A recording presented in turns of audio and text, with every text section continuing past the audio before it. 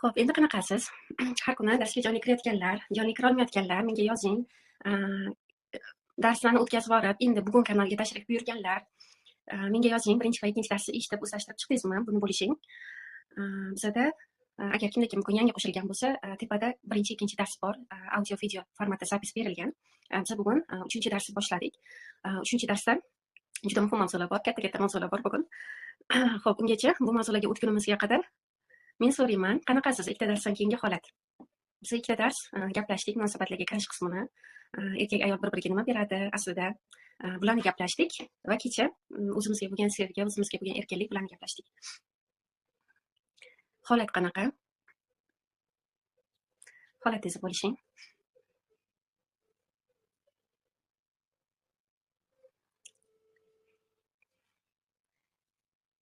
Tak. Kim o'zida shuni sezyapti munosabatlar bo'yicha anchadan beri umuman boshqa narsalarga kirib ketgan ekansiz. Ya'ni faqat talabga, faqat o'zingizga, turmush o'rtog'ingizga bo'lgan talabga, undan nimadir olishga, undan sizga nimadir yetmayotgandek tuyulayotgan bularga kirib ketgan ekansiz va birinchi, ikkinchi darsdan keyin sekin tushunishni boshladingiz. Bu inson sizga dars berish uchun, sizni o'stirish uchun kelgan inson. Ya'ni sizni faqat ta'minlab beradigan, baxtli qilib beradigan inson emas. Ancha talablaringiz ketganligini buni his qildingizmi? Buni bo'lishing. Yana tak, bizaga zapis bo'ladi. Zapis bo'lmaydi. Jonli kirmayapti ko'pchilik. Zapis faqat jonli kirganlarga beramiz. Endi mana shunaqasiga harakat qilmasak, biza juda katta bilim bazasini anaqa beryapmiz, ochiq beryapmiz. Men bu bilimlarni hammasini har doim uzoq yillar davomida juda yuqori masterlardan olganman, juda yuqori summalarda olganman va bularni hammasini o'zim yashab o'tganman, mijozlarda ishlatganman. Juda natijasi yuqori, sifati yuqori, natijasiga garantiya bor bo'lgan juda kuchli bilimlar eshitgan odam avtomatik transformatsiya bo'lib ketadi, bir onda uni hayotida natija bo'lib ketadi. Juda yuqori bilim, juda katta bilim baza ochiq formatda beriladi, lekin oxirigacha hamma buni vaqtida o'zlashtirib, vaqtida jonli kirib, holati bilan bo'lishib, topshiriqlarni bajarib, anglashlari bilan biz bilan bo'lishib, bularni oxirigacha hozircha ko'nglim to'lmayapti sizlarni harakatinglarda. Endi biz shunaqa pozitsiyaga o'tamiz, agar jonlilar tobora kamaysa va bizlarni berayotgan katta bilim oqimimizga obratno energiya, ya'ni qaytib keladigan energiya bu qaysi ko'rinishda bo'lishi kerak? Siz menga nimadir berishingiz uchun bermayapman bu bilimdan. Qaytib kelishi qaysi ma'noda? O'ziga ishlatadigan odamga bersangiz u bilimni, siz o'sasiz, ya'ni beruvchi odam uni rostdan foydalanadigan odamga bersa, u beradigan odam ham o'sadi, kengayib ketadi. Mana shu ma'noda. Sizlarni ishtiyoqinglarga, jonli qatnasha olishinglarga qarab, biz yo zapislarni beramiz, yoki shunga o'xshash qanaqadir chora ko'ramiz. Xo'p. Biz holatlarni bo'lishish bo'yicha savol ketyapti. Holatni bo'lishish qanaqa? Kim kuzatdi o'zida mana shu narsani? Ya'ni turmush o'rtog'ingizga talab ko'p edi, oilaga nisbatan juda talab ko'p edi, o'zingizga ham, turmush o'rtog'ingizga ham. U faqat siz uchun boquvchi bo'lishi kerak, faqat nimadirlarni har doim qilib bergan inson bo'lishi kerak. Qilib bermasa o'zingizni baxtsiz his qilasiz. Bu hislardan chiqqaningizni ko'rdingizmi? Ya'ni bu inson hayotingizda sizga rivoj beradigan inson. Ya'ni ongingizni toraytiradigan ma'lum bitta tor rishotkalarga bog'lanib qolgandingiz, endi his qildingiz, u inson bilan qanaqa tajriba yashayotgan bo'lsangiz, u sizni rivojga olib ketayotganligi. Bunga ishonch hosil qilib, kecha xotirjamlik uyg'ondimi? Buni bo'lishing. Va kecha ikkinchi darsdan keyin kimda nima o'zgarishlar? Kayfiyatingiz ko'tarildimi? Yashashga xohish oshdimi? Ertalab maza qilib uyg'ona oldingizmi? Ichingizda ozgina o'zingizga erkinlik berib, ozgina mumkin senga, sen xohlagandek yashash degan gaplarni aytganingizdan keyin nimalar o'zgardi? Bularni bo'lishing. Oynaga qarab ko'zlaringiz yonisha boshlaganligini ko'rdingizmi? Tak, bularni bo'lishing. Sababi berayotgan darslarimda kim qanday o'zlashtiryapti, bularni ko'rib olishim, tekshirib olishim kerak.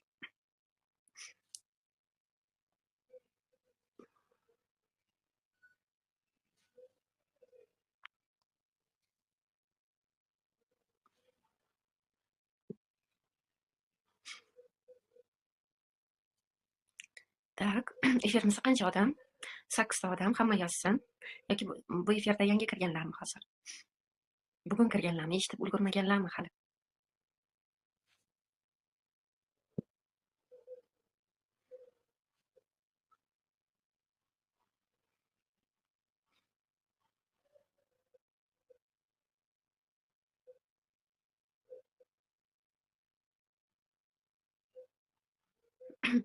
Tak, xo'p.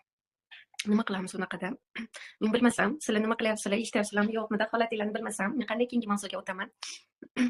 Qanday sizlarni olib ketaman keyingi tomonga? Birinchi darsingizni bugun eshitdim. Dildora Bobojonova. Mana bor ekansizlar-ku. Yozinglar qani.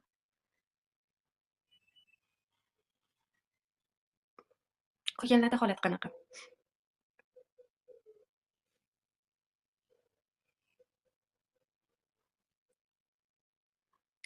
Tak. Demak, mana bunaqa qilamiz o'rtoqlar. Tak, Rayhon, Halima Rayhon, assalomu alaykum. Tak, zo'r menga yoqdi. Zo'r mavzularni yo'q, menga mavzuda yoqqani emas. Dildora Bobojonovajonim, nima angladingiz bu kerak? Men o'zim ham bilaman zo'r mavzularni chiqib gapirayotganimni. Tak, xayrli oqshom. Sizga ham. Savol nimada bo'ldi? Eshitdim hamma. Birinchi, ikkinchi darsdan keyin holatingiz qanaqa? Nimalar o'zgardi? His qildingizmi ichingizga erkinlik kirganligini, kayfiyatingiz ko'tarilganligini? Darsda eshitganlar, darsda qatnashganlar?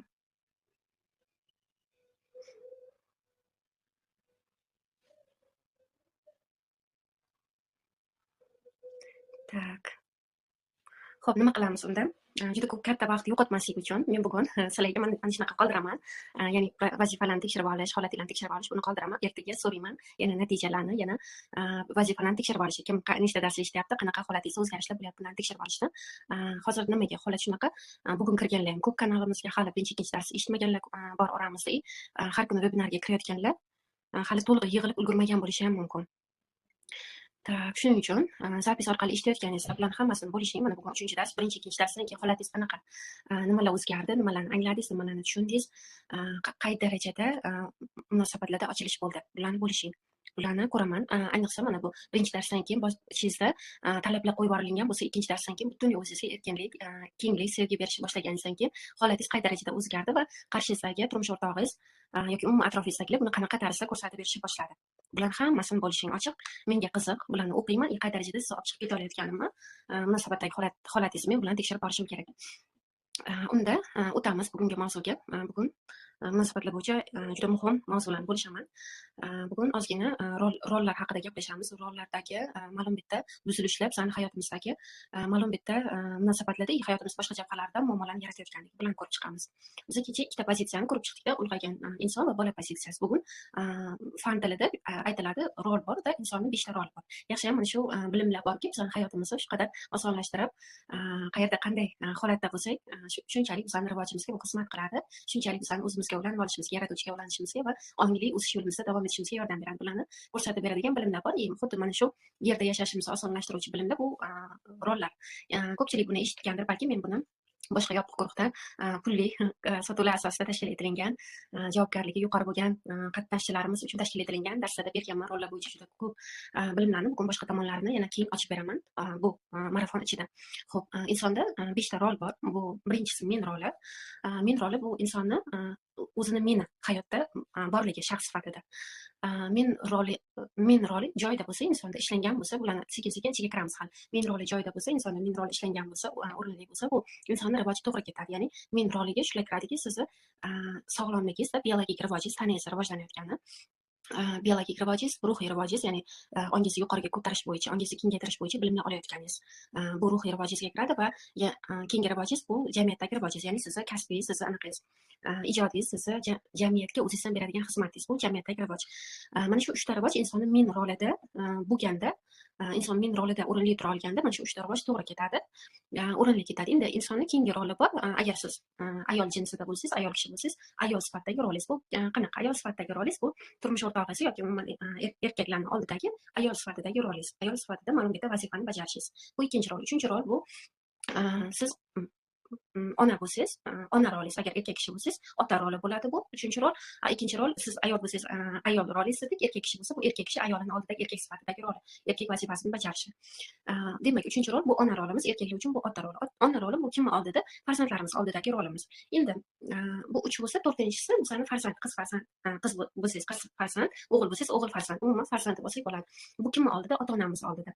Va keyingisi bu yaratuvchi roli deyiladi. Ya'ni yaratuvchanligingiz, ijodkorligingiz, missiyangizni insoniyatga berish. Mana shu rolingiz. Endi mana shu 5 ta rolda juda ko'p muvozanatlar buzilishi bo'ladi va hayotimizda juda katta muammolarning yaralishi mana shu joyda boshlanadi. Ularni yaxshi tushunib olsangiz, yaxshi his qilib olsangiz, hayotingizda munosabatlar bo'yicha, hayotingizning boshqa aspektlarini ham juda katta hal qiladigan, to'g'rilaydigan muammolarga uchramaysiz. Rollarda birin-ketin ko'rib chiqamiz. Men rolini joyiga tushishi munosabatlarda qanchalik insonga yordam beradi. Mana insonda agar men roli joyida bo'lsa, u qanaqa bo'ladi? U hozir va shu yerda yashayotgan inson, u o'tmishdagi alamlarida, og'riqlarida qolib ketib, qovurilibdi, juda katta saroblarda yashab, bugunini unutib qo'yib, buguni uchun tarki dunyo qilib, buguni uchun og'riqda yaratuvchiga tashakkurlik hislari yo'q. buguni uchun, o'zi uchun, hayotini o'stirishi uchun, shu planetada tug'ilgani uchun borliqqa nimadir berish haqida o'ylolmayotgan, tashakkurlik bildira olmayotgan, o'zidan nimadir berish haqida, nimadir yaratish haqida o'ylolmayotgan inson. Ya'ni u g'azabda, alamda, nafratda, agressiyada, o'tmishda bo'lgan vaziyatlarni hali qabul qila olmayapti. Nega degan savollar juda ko'p unda. Ya'ni nega meni hayotimda bunaqa bo'ldi? Nima uchun aynan men shunaqa bo'ldim? Nega aynan meni hayotimda ajrim? Nega aynan meni hayotimda shunaqa turmush o'rtog'i? Nega aynan men farzandimni yo'qotdim? Nega aynan men yosh ota-onamdan ajralib qoldim? Nega aynan meni ota-onam ajrashib ketgan? Mana o'tmish saroblarda yashayotgan inson bu hozir va shu yerda men rolida emas, u o'tmishda yashayapti, o'tmish og'riqlarida yashayapti, u boshqalarni muhokama qilish bilan band. Mana nega deyotgan inson o'zi men rolida bo'lmaydida, u o'zini rolidan chiqib ketib, boshqani roliga, ya'ni yaratuvchini, yagonani, yagona Allohni u anaqasiga o'tib, o'rniga o'tib, sen vaziyatlarni bunaqa yaratmasliging kerak edi, menga bunaqa taqdir bermasliging kerak, menga bunaqa tajriba berishing kerak emas edi, deb nolayotgan insonni holati. Ya'ni nega meni hayotimda bunaqa vaziyat bo'ldi deb og'rinayotgan inson holati, u o'zini o'rnida yashayotgan inson emas. Endi rollarni almashinuvini oddiy sodda qilib tushunib olishingiz, his qilib olishingiz uchun shuni aytaman. Rollarni almashinuvi, mana misol uchun, siz dugonangiz bilan o'tiribsiz bitta joyda va siz o'ylashni boshladingiz. Nega meni dugonam shunaqa kiyinar ekan? O'ziga umuman yarashmaydi, anaqa tanlagan kiyimi, umuman didi yo'q. Nega bunaqa ekan bu inson dedingizmi? Kimnidir bu siz o'zingiz bo'lib, o'zingizni o'y-xayollaringiz bilan o'ylamayapsiz. Siz u insonni tanasiga o'tdingiz va u insonni tanasida u haqida o'ylab, u haqida g'amxo'rlik qilyapsiz va u nima qilsa unga to'g'ri bo'lishi haqida o'ylayapsiz. Mana shunaqa paytda inson o'zini tanasini energetik tark etib, uni hayotiga o'tib olgan hisob. O'tib, uni qarorlariga aralashib, uni qarorlari bilan band bo'layotgan bo'ladi va shuning uchun bunday insonlar men roldan chiqib ketgan inson hisoblanadi. Endi bu misolni shunchaki rolni mohiyatini tushunib olishingiz uchun berdim. Men rolida biz qachon bo'lmaymiz? Qachonki bu birinchi navbatda o'tmish og'riqlarida bo'lsak, muhokamada bo'lsak, o'tmishda berilgan vaziyatlarni qabul qila olmasak, hozir va shu yerda men rolida yashay olmaymiz. Yuqorida aytgandek, yaratuvchini o'rniga o'tib ketgan bo'lamiz. Men bilaman nima to'g'ri bo'lishini bu hayotda. Men aytganimdek bo'lish kerak edi, men xohlaganimdek bo'lish kerak edi va meni ota-onam shunaqa yaralgani uchun, men shunaqa oilada tug'ilganim uchun, ya'ni kimni qaysi og'rig'i bor, qaysi afsusi borda, men shunaqa taqdir yashaganim, shunaqa tajribani yashaganim uchun men bundan noroziman. Men bundan juda og'riyapman. Ya'ni bitta tajribani qabul qila olmayotgan inson, demak u undan norozi.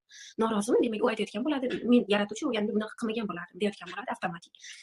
Demak, men roldan chiqaradigan birinchi omil bu inson vaziyatlardan noroziligi, o'tmish og'riqlarida qovurilishi, ularni butunlay qabul qilib olib, yaratuvchiga ishonchdan nima berilgan bo'lsa menga bular hammasi meni o'stirishga, rivojlantirishga xizmat qildi va har bitta tajriba meni mana shu darajaga, mana shu etapga yetib kelishimga olib keldi va bular to'g'ri bo'lgan. Agar shular bo'lmaganda, shu tajribalar bo'lmaganda, hayotimda shu vaziyatlar bo'lmaganda, men hozirgacha mana shu ong etapiga, mana shu darajaga yetib kelmagan bo'lardim. Bularni hammasi o'rinli bo'lgan va qabul qilaman. Tashakkurlikda qabul qilaman, tashakkurlikda istayman va men ajratmayman tajribalarimni yaxshi yomonga. Menda unaqa bo'lgan tajriba yaxshi, bunaqa bo'lgan tajriba yomon deb ajratmayman. Har biri shu qadar o'rinli bo'lgan, har biri shu qadar meni hayotimda muhim rol o'ynagan deb o'tmishini butunlay qabul qilib olgan inson hozir va shu yerda hayotida bo'la oladi va hayotiga qaray oladi. Endi inson agar mana shu o'tmishda qolib ketsa, bugungi hayotiga qaray olmaydi, chunki u band. Mana tasavvur qiling, siz nimadir bilan band bo'lsangiz, o'zingiz vazifangizni bajara olmaysiz. Deylik, men hozir sizga dars o'tyapman, mening vazifam bu yerda bu dars o'tish. Menga hozir kimdir telefon qilib qoldi, boshqa telefonimga ishlab, uni telefonini ko'tarib, u bilan band bo'lib ketsam, men o'zimni vazifamga, sizga auditoriyaga qaray olamanmi, qaray olmayman. Ya'ni tushunish kerak, bu yerda inson agar o'tmishdagi vaziyatlarni qabul qila olmasa, buguniga, hozir va shu yerdagi vaziyatlarga qaray olmaydi. Hayotida nima bo'lyapti? Nega unda pul yetishmovchiligi bor? Nega munosabatlar bunaqa holatda? Nega xiyonat bor unda? Deb turmush o'rtog'i bilan agar shunaqa vaziyat bo'layotgan bo'lsa, nega turmush o'rtog'i bilan janjal, nega farzandlari injiq bo'lib qolgan, nega farzandlari onasidan to'xtovsiz mehr so'rayapti, nega onasi yonida bo'lsa ham undan sevgi mehr olish uchun to'xtovsiz undan energiya talab etyapti, onasini e'tiborini tortish uchun. Mana hayotga hozir va shu yerda nima bo'layotganiga inson qaray olmaydi, o'tmishda qolib ketgan bo'lsa. Endi yana shu ikkinchi holat bor, men rolida inson tura olmasligini ikkinchi holati bu boshqalarni o'rniga o'tib ketish. Ya'ni biz agar kimgadir muhokamada bo'lsak, biz o'zimizni men rolimizdan chiqib ketamiz. Kimgadir muhokama, mana tasavvur qiling, men aksariyat ayollar bilan ishlaganimda turmush o'rtog'i bilan munosabat yomonmi? Ular qanaqa holatda bo'ladi? Aksariyat holatda tunu kun diqqat turmush o'rtog'ida bo'ladi. U nima qilyapti hozir? Nima qilmoqchi? Nima qiladi? U o'zi qanaqa inson? O'zini qanaqa tutyapti, qaysi payt qanaqa tutadida ikiridan chikirigacha biladi, o'zi haqida shuncha bilmaydi, lekin boshqa haqida shuncha biladi.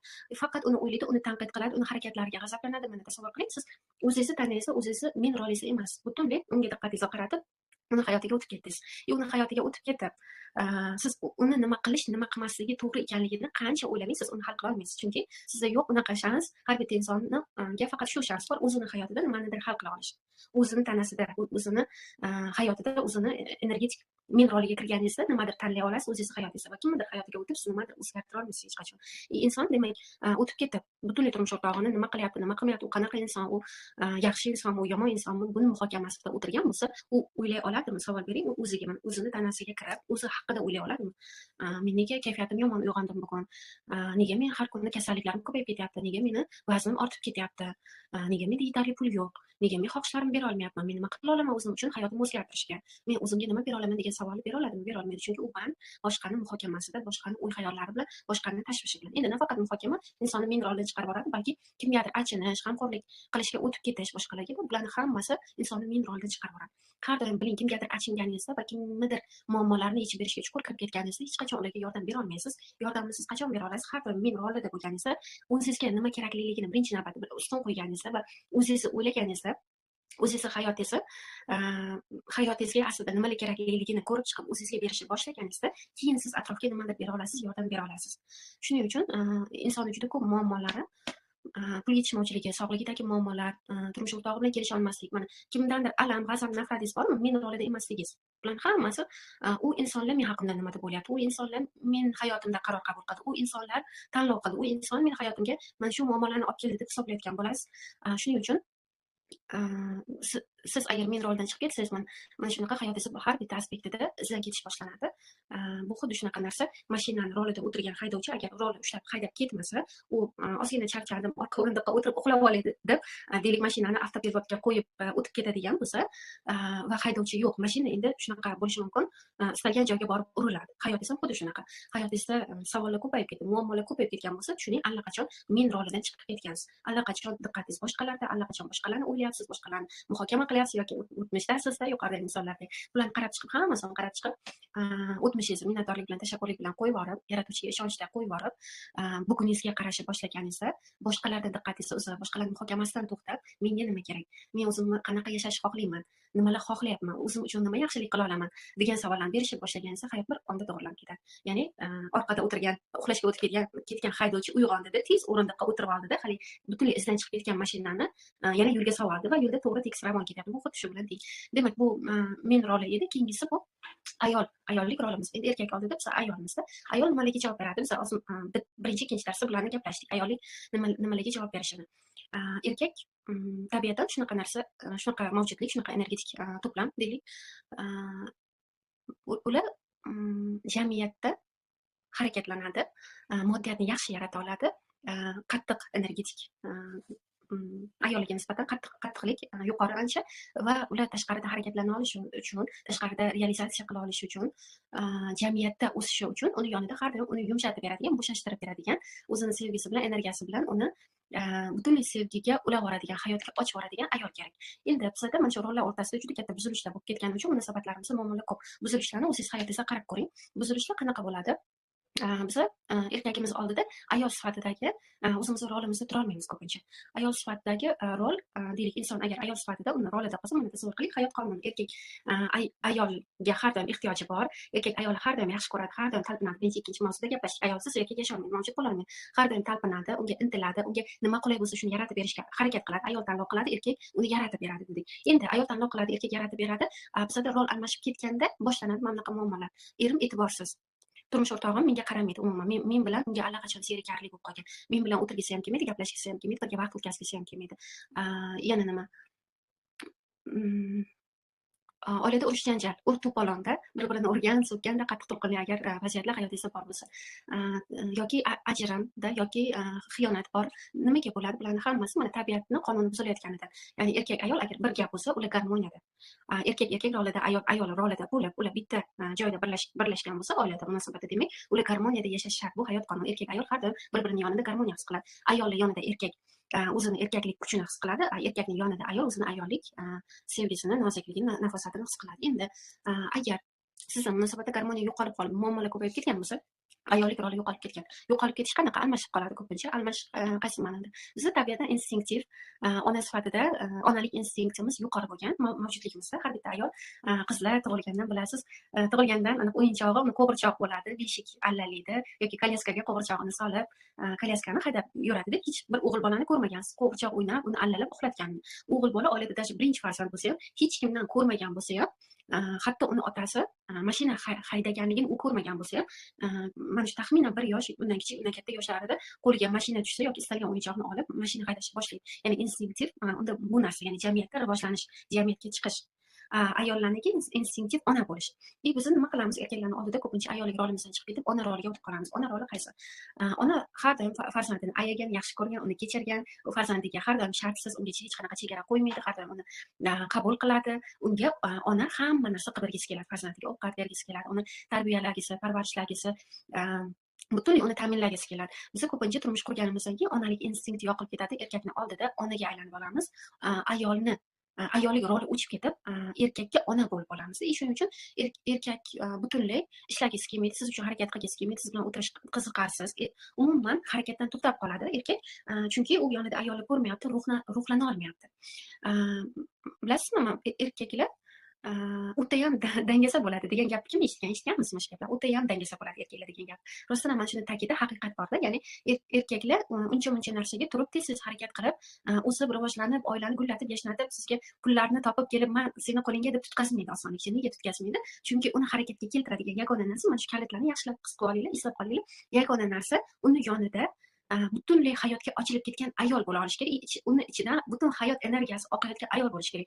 Mana shu energiya, faqat yagona mana shu energiya erkakni harakatlantira oladi. Agar erkagingiz bugun pul topmayotgan bo'lsa, yetarli daromadi yo'q bo'lsa, umuman ishlashga ham qiziqmayotgan bo'lsa, oyog'ini uzatib deliga yotib olgan bo'lsa, faqat ota-onasini delik boring ana pensiyasiga qarab qolgan bo'lsa-da, yoki daromadi past, allaqachon sizga, farzandlaringizga bu yetmayapti, lekin na sizni xohishingizga eshitadi, na farzandlarning ehtiyojini eshitadi. Shu darajada bitta joyda to'xtab qolgan bo'lsa, tushuning, uni yonida uni butunlay turib harakatga keltirib, yugurtirib boradigan ayol yo'q. Uni yonidagi ayol yoki unga ona bu roliga o'tib qolgan yoki unga qizaloq roliga o'tib qolgan, rollar almashinuvi juda katta buzilgan holat ketyapti oilada. Endi erkak har doim mana shunaqa juda katta uni yonida ichida hayot energiyasi yonayotgan ayolni ko'rganda shartta turadida o'rnidan, u uchun nimadirlar qilishni boshlaydi. Shu darajada harakatga keladi. Mana pul topa olmaydigan erkak yo'qda, sizni muammolaringizni hal qila olmaydigan erkak yo'q, sizni ko'nglingizni ola olmaydigan erkak yo'q. Har doim eslab qoling, erkakka nimadir aql o'rgataman deb uni tuzata olmaysiz. Unga aql o'rgatib ham bo'lmaydi, chunki juda yaxshi biladi oila bilan qanaqa munosabat qilishni, ayolni qanaqa qilib ko'nglini olib qo'yishni, qanaqa qilib uni xohishlarini bajarishni, qanaqa qilib pul topishni. Instinktiv har bitta erkak biladi. Mana siz ayol ham o'zining instinktiv vazifalarini biladi. Birinchi marta tuqqaningizda hech kim sizga o'rgatmagan bo'ladi. Bolani xuddi nima deydi, har doimgi ishingizdek, vazifangizdek farzand dunyoga keltirsangiz, eplab ketasiz, birinchi tuqqan bo'lishingizga qaramay. Erkak ham xuddi shunaqa, qanaqa pul topishni, ayolni qanaqa ko'nglini olishni, qanaqa siz bilan munosabat qilishni, qanaqa qilib butunlay jamiyatda o'sib ketishni, hamma narsani biladi. Qilmayaptimi unga gapirishdan, siz qilmayapsiz, siz qaramayapsiz, siz menga pul bermaysiz, siz meni allaqachon munosabatlarimiz sovib qolishiga siz aybdorsiz. Bunaqa gaplardan umuman foyda yo'q. Gapirganingiz bilan u olmaydi, unga hech nima yoqmaydi, battar munosabat sovuqlashadi, battar bir-biringizni eshitgingiz kelmay qolib, battar uzoqlashasiz. Umuman bu gaplar rivojga olib kelmaydi. Nima qilinish kerak? Butunlay ayol o'zi bilan ishlash kerak. Mana kechagi darsdan keyin chatda hozir yozib boringlar yoki umuman zapisda menga yozinglar. Kechagi darsdan keyin ozgina bo'lsa sizga erkinlik mumkin deb bularni gaplashdik. Sizga mumkin xohlaganingizni qilish, sizga mumkin, siz ayolsiz, o'zingizni oching, chiroyingizni zavqlaning. Sizni yoningizda erkak borda, hayot tashvishlaridan ozgina sizni tushirib, ozgina ayolligingizni eslatib, ozgina deylik ichki ruxsatni, erkinlikni, hayotda xohlaganda yashash imkoniyati bor degan narsani berganda qanchalik ichinglar yonib ketdi-da, ko'zlaringlar yonib ketdi, qanchalik hayotga ochilib, to'lib ketish boshladinglar. Kimdir agar kuzatgan bo'lsa, birdan yonishni boshlaganinglarda negadir turmush o'rtog'inglar ishdan erta kelib qoldi. Kim kuzatdi shuni? Kim hayotida bo'ldi-da? Chunki bu aniq bo'ladi, konkretno bo'ladi. Ishdan erta kelib qoldi-da, chota atrofingizda aylanib qoldi. Nima qilib beray deb har kuni deylik balki bo'lganda kuzatganlar. Chunki bu birga bir bo'ladi. Ayol o'zi bilan ishladimi? Bular bo'lmasining iloji yo'q. Nima qilib beray, nimani to'g'rilab beray? Ana o'sha aytganing shunaqa beraymi? Nima xohlayapsan?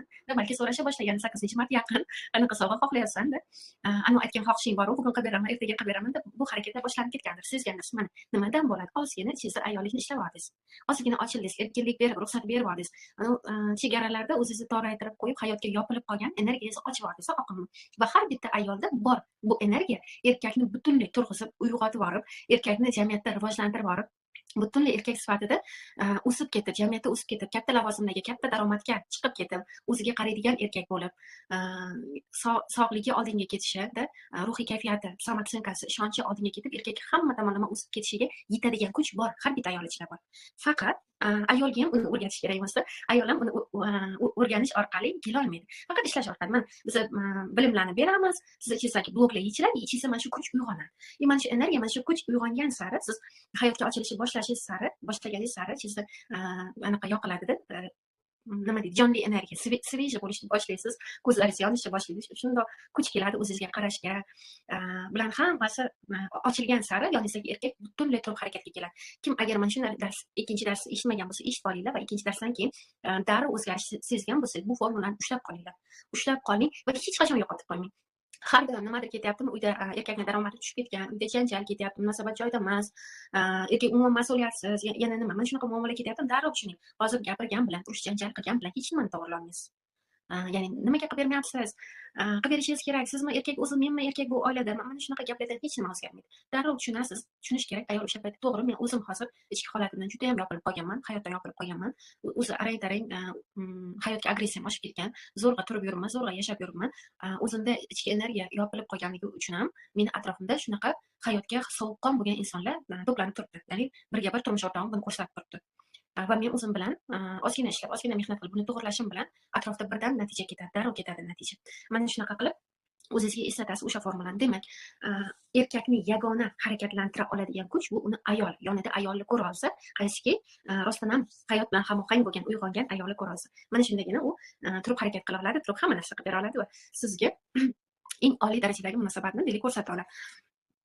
Endi eng oliy darajada kechirasiz, endi eng oliy darajadagi munosabat degan qaysi ma'noda? Ayol albatta ustida ishlaydi, ma'lum bitta natijaga keladi va siz har doim o'sha ishlab ma'lum bir natijaga kelganingizda shu qarshingizda shunaqa munosabat beradigan inson bo'laveradi. Yana o'sasiz, turmush o'rtog'ingiz ham sizga bo'lgan munosabat yuqoriga ko'tarilaveradi. Xo'p, endi tasavvur qiling, erkak bunaqa svejiy ayolni ko'rganda, maza qilayotgan ayolni ko'rganda, o'zi bilan maza qilayotgan, o'zini xohishlarini o'ziga berib maza qilayotgan, o'ziga erkinlik berib olgan, o'zini hech narsaga majbur qilmaydiganda, o'ziga yoqmayotgan ishlarga o'ziga ichida ruxsat berib olgan, hayotidan chiqib ketishiga, qilmasligigada, men kecha bergan mavzularim, nimalarni hayotingizdan yoqmaydigan narsalarni chiqarib olinglar deganim, ularga ruxsat berib olib, butunlay o'zini energiyaga to'yintiradigan, qalbiga ulab oladigan, yashash xohishini va energiyasini oshirib beradigan narsalar bilan band bo'lganda, erkak uni oldida hech qachon, mana tasavvur qilib ko'ring, shunaqa bir ayolda juda chiroyli, energiyaga to'la, maza qilib yashayapti o'zi bilan o'zida, o'ziga o'zi qiziq, har kuni xohishlarini amalga oshirish uchun ma'lum bitta qarorlarni qila oladi, harakatlarni qila oladi, o'zi bilan band. U erkakni kimdir kelib ayta oladi, bu nima yurish, sochingni kesma, yana nima, bunaqa kiyma, ko'chaga chiqma, bunaqa yurishing mumkin emas. Hech qachon erkak ayta olmaydi unaqa deb. Bunaqa gaplarni kimga aytadi? Bunaqa gaplarni men keyingi rol almashinuvda tushuntiraman. Uyda o'tirib qolgan, turmush o'rtog'im nima desa, nima aytsa shuni qilaman.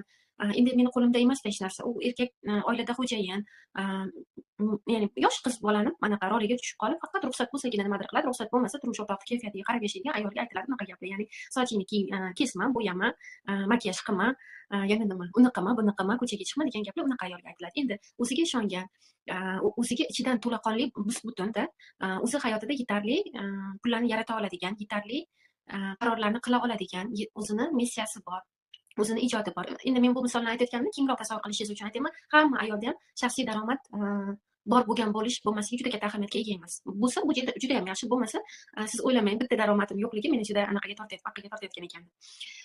Xo'p, endi mana shunaqa o'ziga ishonchi to'la, qaram emas, ajrashib ketishdan qo'rqmaydi.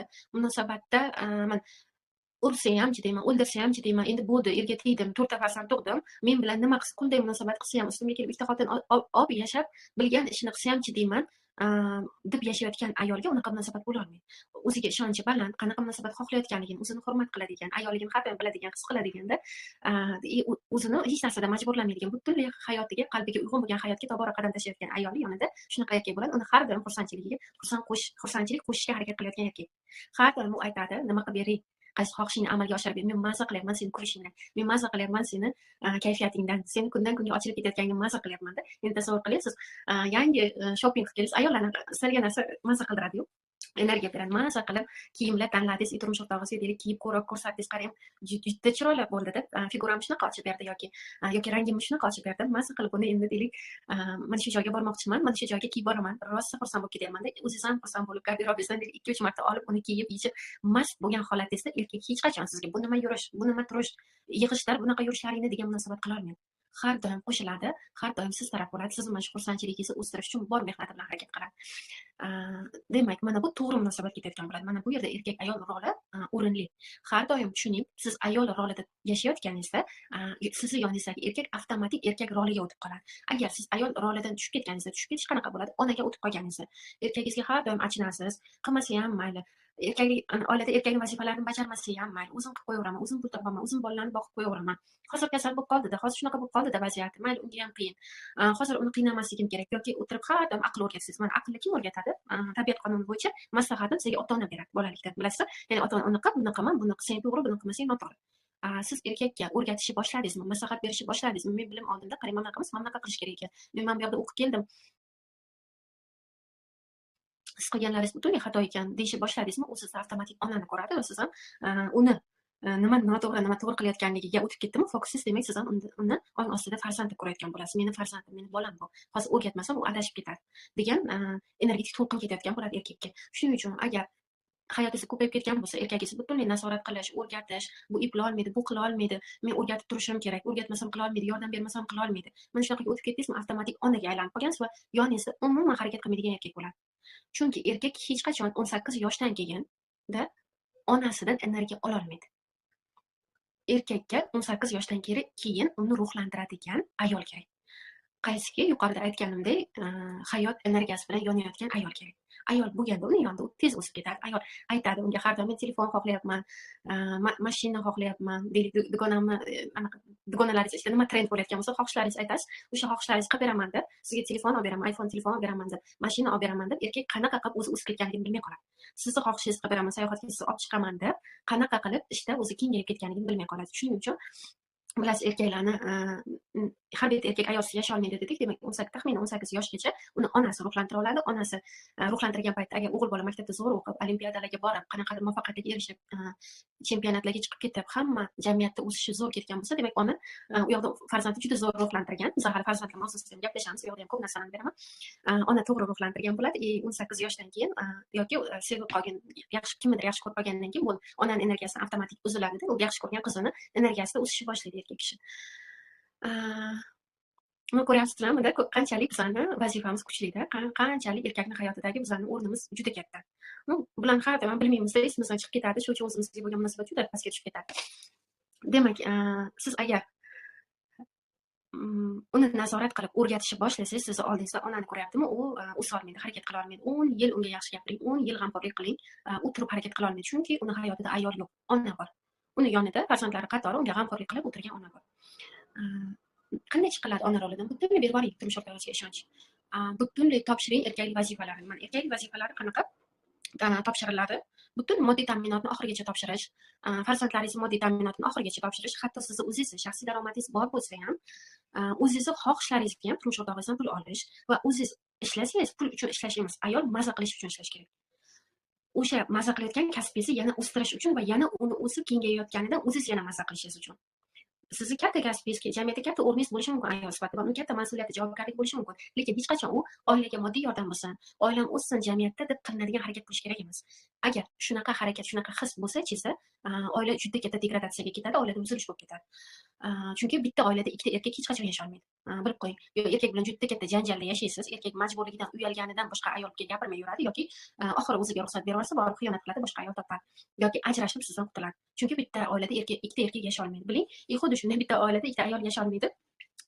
Bitta siz ayol rolida bo'la olasiz, bitta yoningizdagi erkak rolida bo'la oladi. Endi ona rolidan chiqish uchun butunlay ishonch bilan erkagingizga topshirasiz, o'rgatmaysiz hech narsani va shu qadar ustida ishlashingiz kerakki, erkakni ko'ra olish, unga ishonch bildira olish uchun. Erkagingizni ichingizda qahramon deb his qiladigan holatga kelmadingizmi, u sizni oldingizda qahramon bo'lib bera olmaydi. Erkaklik vazifasini to'liq ola olmaydi. shu holatga kelib olishingiz kerakki, to'liq ichingizda 1 gramm ham shubhangiz bo'lmagan holatda erkagingiz siz uchun qahramon bo'lishi kerak. O'zingiz to'liq buni ichingizda tan olgan, bunga zarracha shubhangiz bo'lmagan holatda his qilsangiz va hayotda ham shunga ko'ra munosabat bera olsangiz, ichki munosabatni, tashqarida suvni yaratishni haqida aytmayman, bera olganingizda erkak haqiqatan o'sadigan, javobgarligini olgan erkak bo'lib, siz uchun hamma qahramonlikni qilib beradigan holatdagi erkak bo'ladi. Va mana tasavvur qiling, siz oldingizda kuchli erkakni ko'rganingizda, unga borib qanaqa pul topishni o'rgatgingiz keladimi? Qanaqa qilib oilani boqishni, qanaqa qilib erkaklik vazifasini bajarish kerakligini o'rgata olasizmi? Kuchli erkakni yoningizda tasavvur qiling, o'rgata olmaysiz. Chunki energetik bilib turasiz, unga o'rgatish kerak emas. U shundoq ham hammasini zo'r bilyapti hozir. Xuddi shunaqa ichingizda mana shu obrazni qayta yaratib olish kerak bo'ladi. Tak. Ichimizda mana shu erkak bilan munosabatni toki mana shu holatga olib kelmaguncha ishlab olish kerak bo'ladi. Endi qanaqa qilib bunaqa holatga olib kelinadi? Mana darsda hammasi yordam beradi. Siz borgan sari o'zingiz ayolligingizni, o'rningizni tan olishni boshlagan sari qarshingizdagi erkakka munosabat o'zgaradi. Undagi erkaklikni ham tan olishni boshlaysiz va mavzular davomida to'liq ichingizda erkakka munosabat o'zgaradi va uni kuchliligini ko'rishni boshlaysiz. Tak. Demak, bu onalik rolidan chiqib ketish degan joyi edi. Unga o'rgatmaslik, unga ishonch bildirish, unda butunlik ko'ra olish, kuchli erkakni va butunlik oilani, nafaqat o'zini hayotini, jamiyatni, jamiyatdagi ishini eplay oladigan, oilani eplay oladigan, nafaqat eplaydigan, balki rivojlantirib, o'stirib, erkaklik vazifasini joyida bajarib qo'yadigan erkakni ko'ra olish muhim. Ko'rganingizda to'xtaysiz maslahat berishda. Ichingizda ko'rmasangiz, tan olmasangiz maslahat berishda davom etaverasiz va u ham sizni onani ko'rishda davom ettiradi va u ham bola bo'lib, deylik, oyog'ini uzatib uyda yotadi, hech narsa qila olmaydi. Bor talanti ham yo'qolib ketadi. Demak, ona rolidan shunaqa chiqiladi, ya'ni unga ishonch bildirgan holatda. Keyingisi qizaloq bo'lib olish. Bunda ham rol o'rtasida muvozanat juda katta yo'qolgan. Qizaloq qanday bo'lib olinadi? Bizda juda ko'p qizaloq pozitsiyasida yashaydigan, ya'ni turmush o'rtog'i sizga turmush o'rtoq emasda, uni ota qilib olgansiz. Bu nima degani? U nima desa, siz shuni bajarasiz. Siz uchun sizni o'rningizga u qaror qabul qiladi. Yana o'zingizni oqlaydigan anaqalaringiz ham bor, qirolliklaringiz, ya'ni oilada erkak kishi xo'jayin. Shuning uchun hamma narsani u tanlov qilish kerak, u qaror qabul qilish kerak. Uyingizga qachon mehmon kelishini ham erkak qabul qilish kerak. Uyingizni remontini, uydagi tartibni hatto erkak qabul qilish kerak. Uyingiz ubodga qilingan, qilinmaganligini hatto erkak nazorat qilib tekshirib berib turish kerak-da. Mana tasavvur qiling, bu yerda erkak-ayol munosabati yo'q.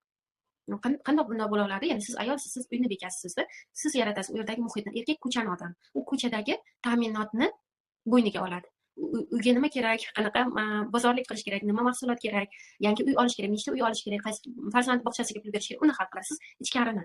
Ya'ni shu holatga kelib olishingiz kerak, uyingiz ichi butunlay ayol sifatida o'zingizga yoqadigan holat. O'zingizga yoqadigan holat qaysi ma'noda? Qanaqa qilib ovqatlangingiz kelyapti-da, butunlay siz uyingiz balki qanaqadir panoramli oynada, deylik, butunlay balkonga chiqib olib, balki romantik o'sin har kuni hayotingizni mana shunaqa bayramdek qilib tashkillashtirish yoqayotgandir sizga-da. Mana shunaqa tarzda tashkil qilish. Butunlay siz javobgarsiz. Uyni ichidagi muhitga, tartibga, u yerda nima qayerda turadi, qanaqa rangdagi mebel xohlayapsiz, qanaqa rangdagi posуда xohlayapsiz, qanaqa rangdagi gul bo'lishi kerak, qanaqa turdagi gul bo'lishi kerak va bularga erkak aralashishi shart emas, kerak emas. Chunki ularni hammasi ayol javobgar. Agar erkagingiz aralashadigan bo'lsa, juda katta bu yerda rol o'rtasida muvozanat buzilishi bor va bemalol o'sha paytda aytishingiz kerak.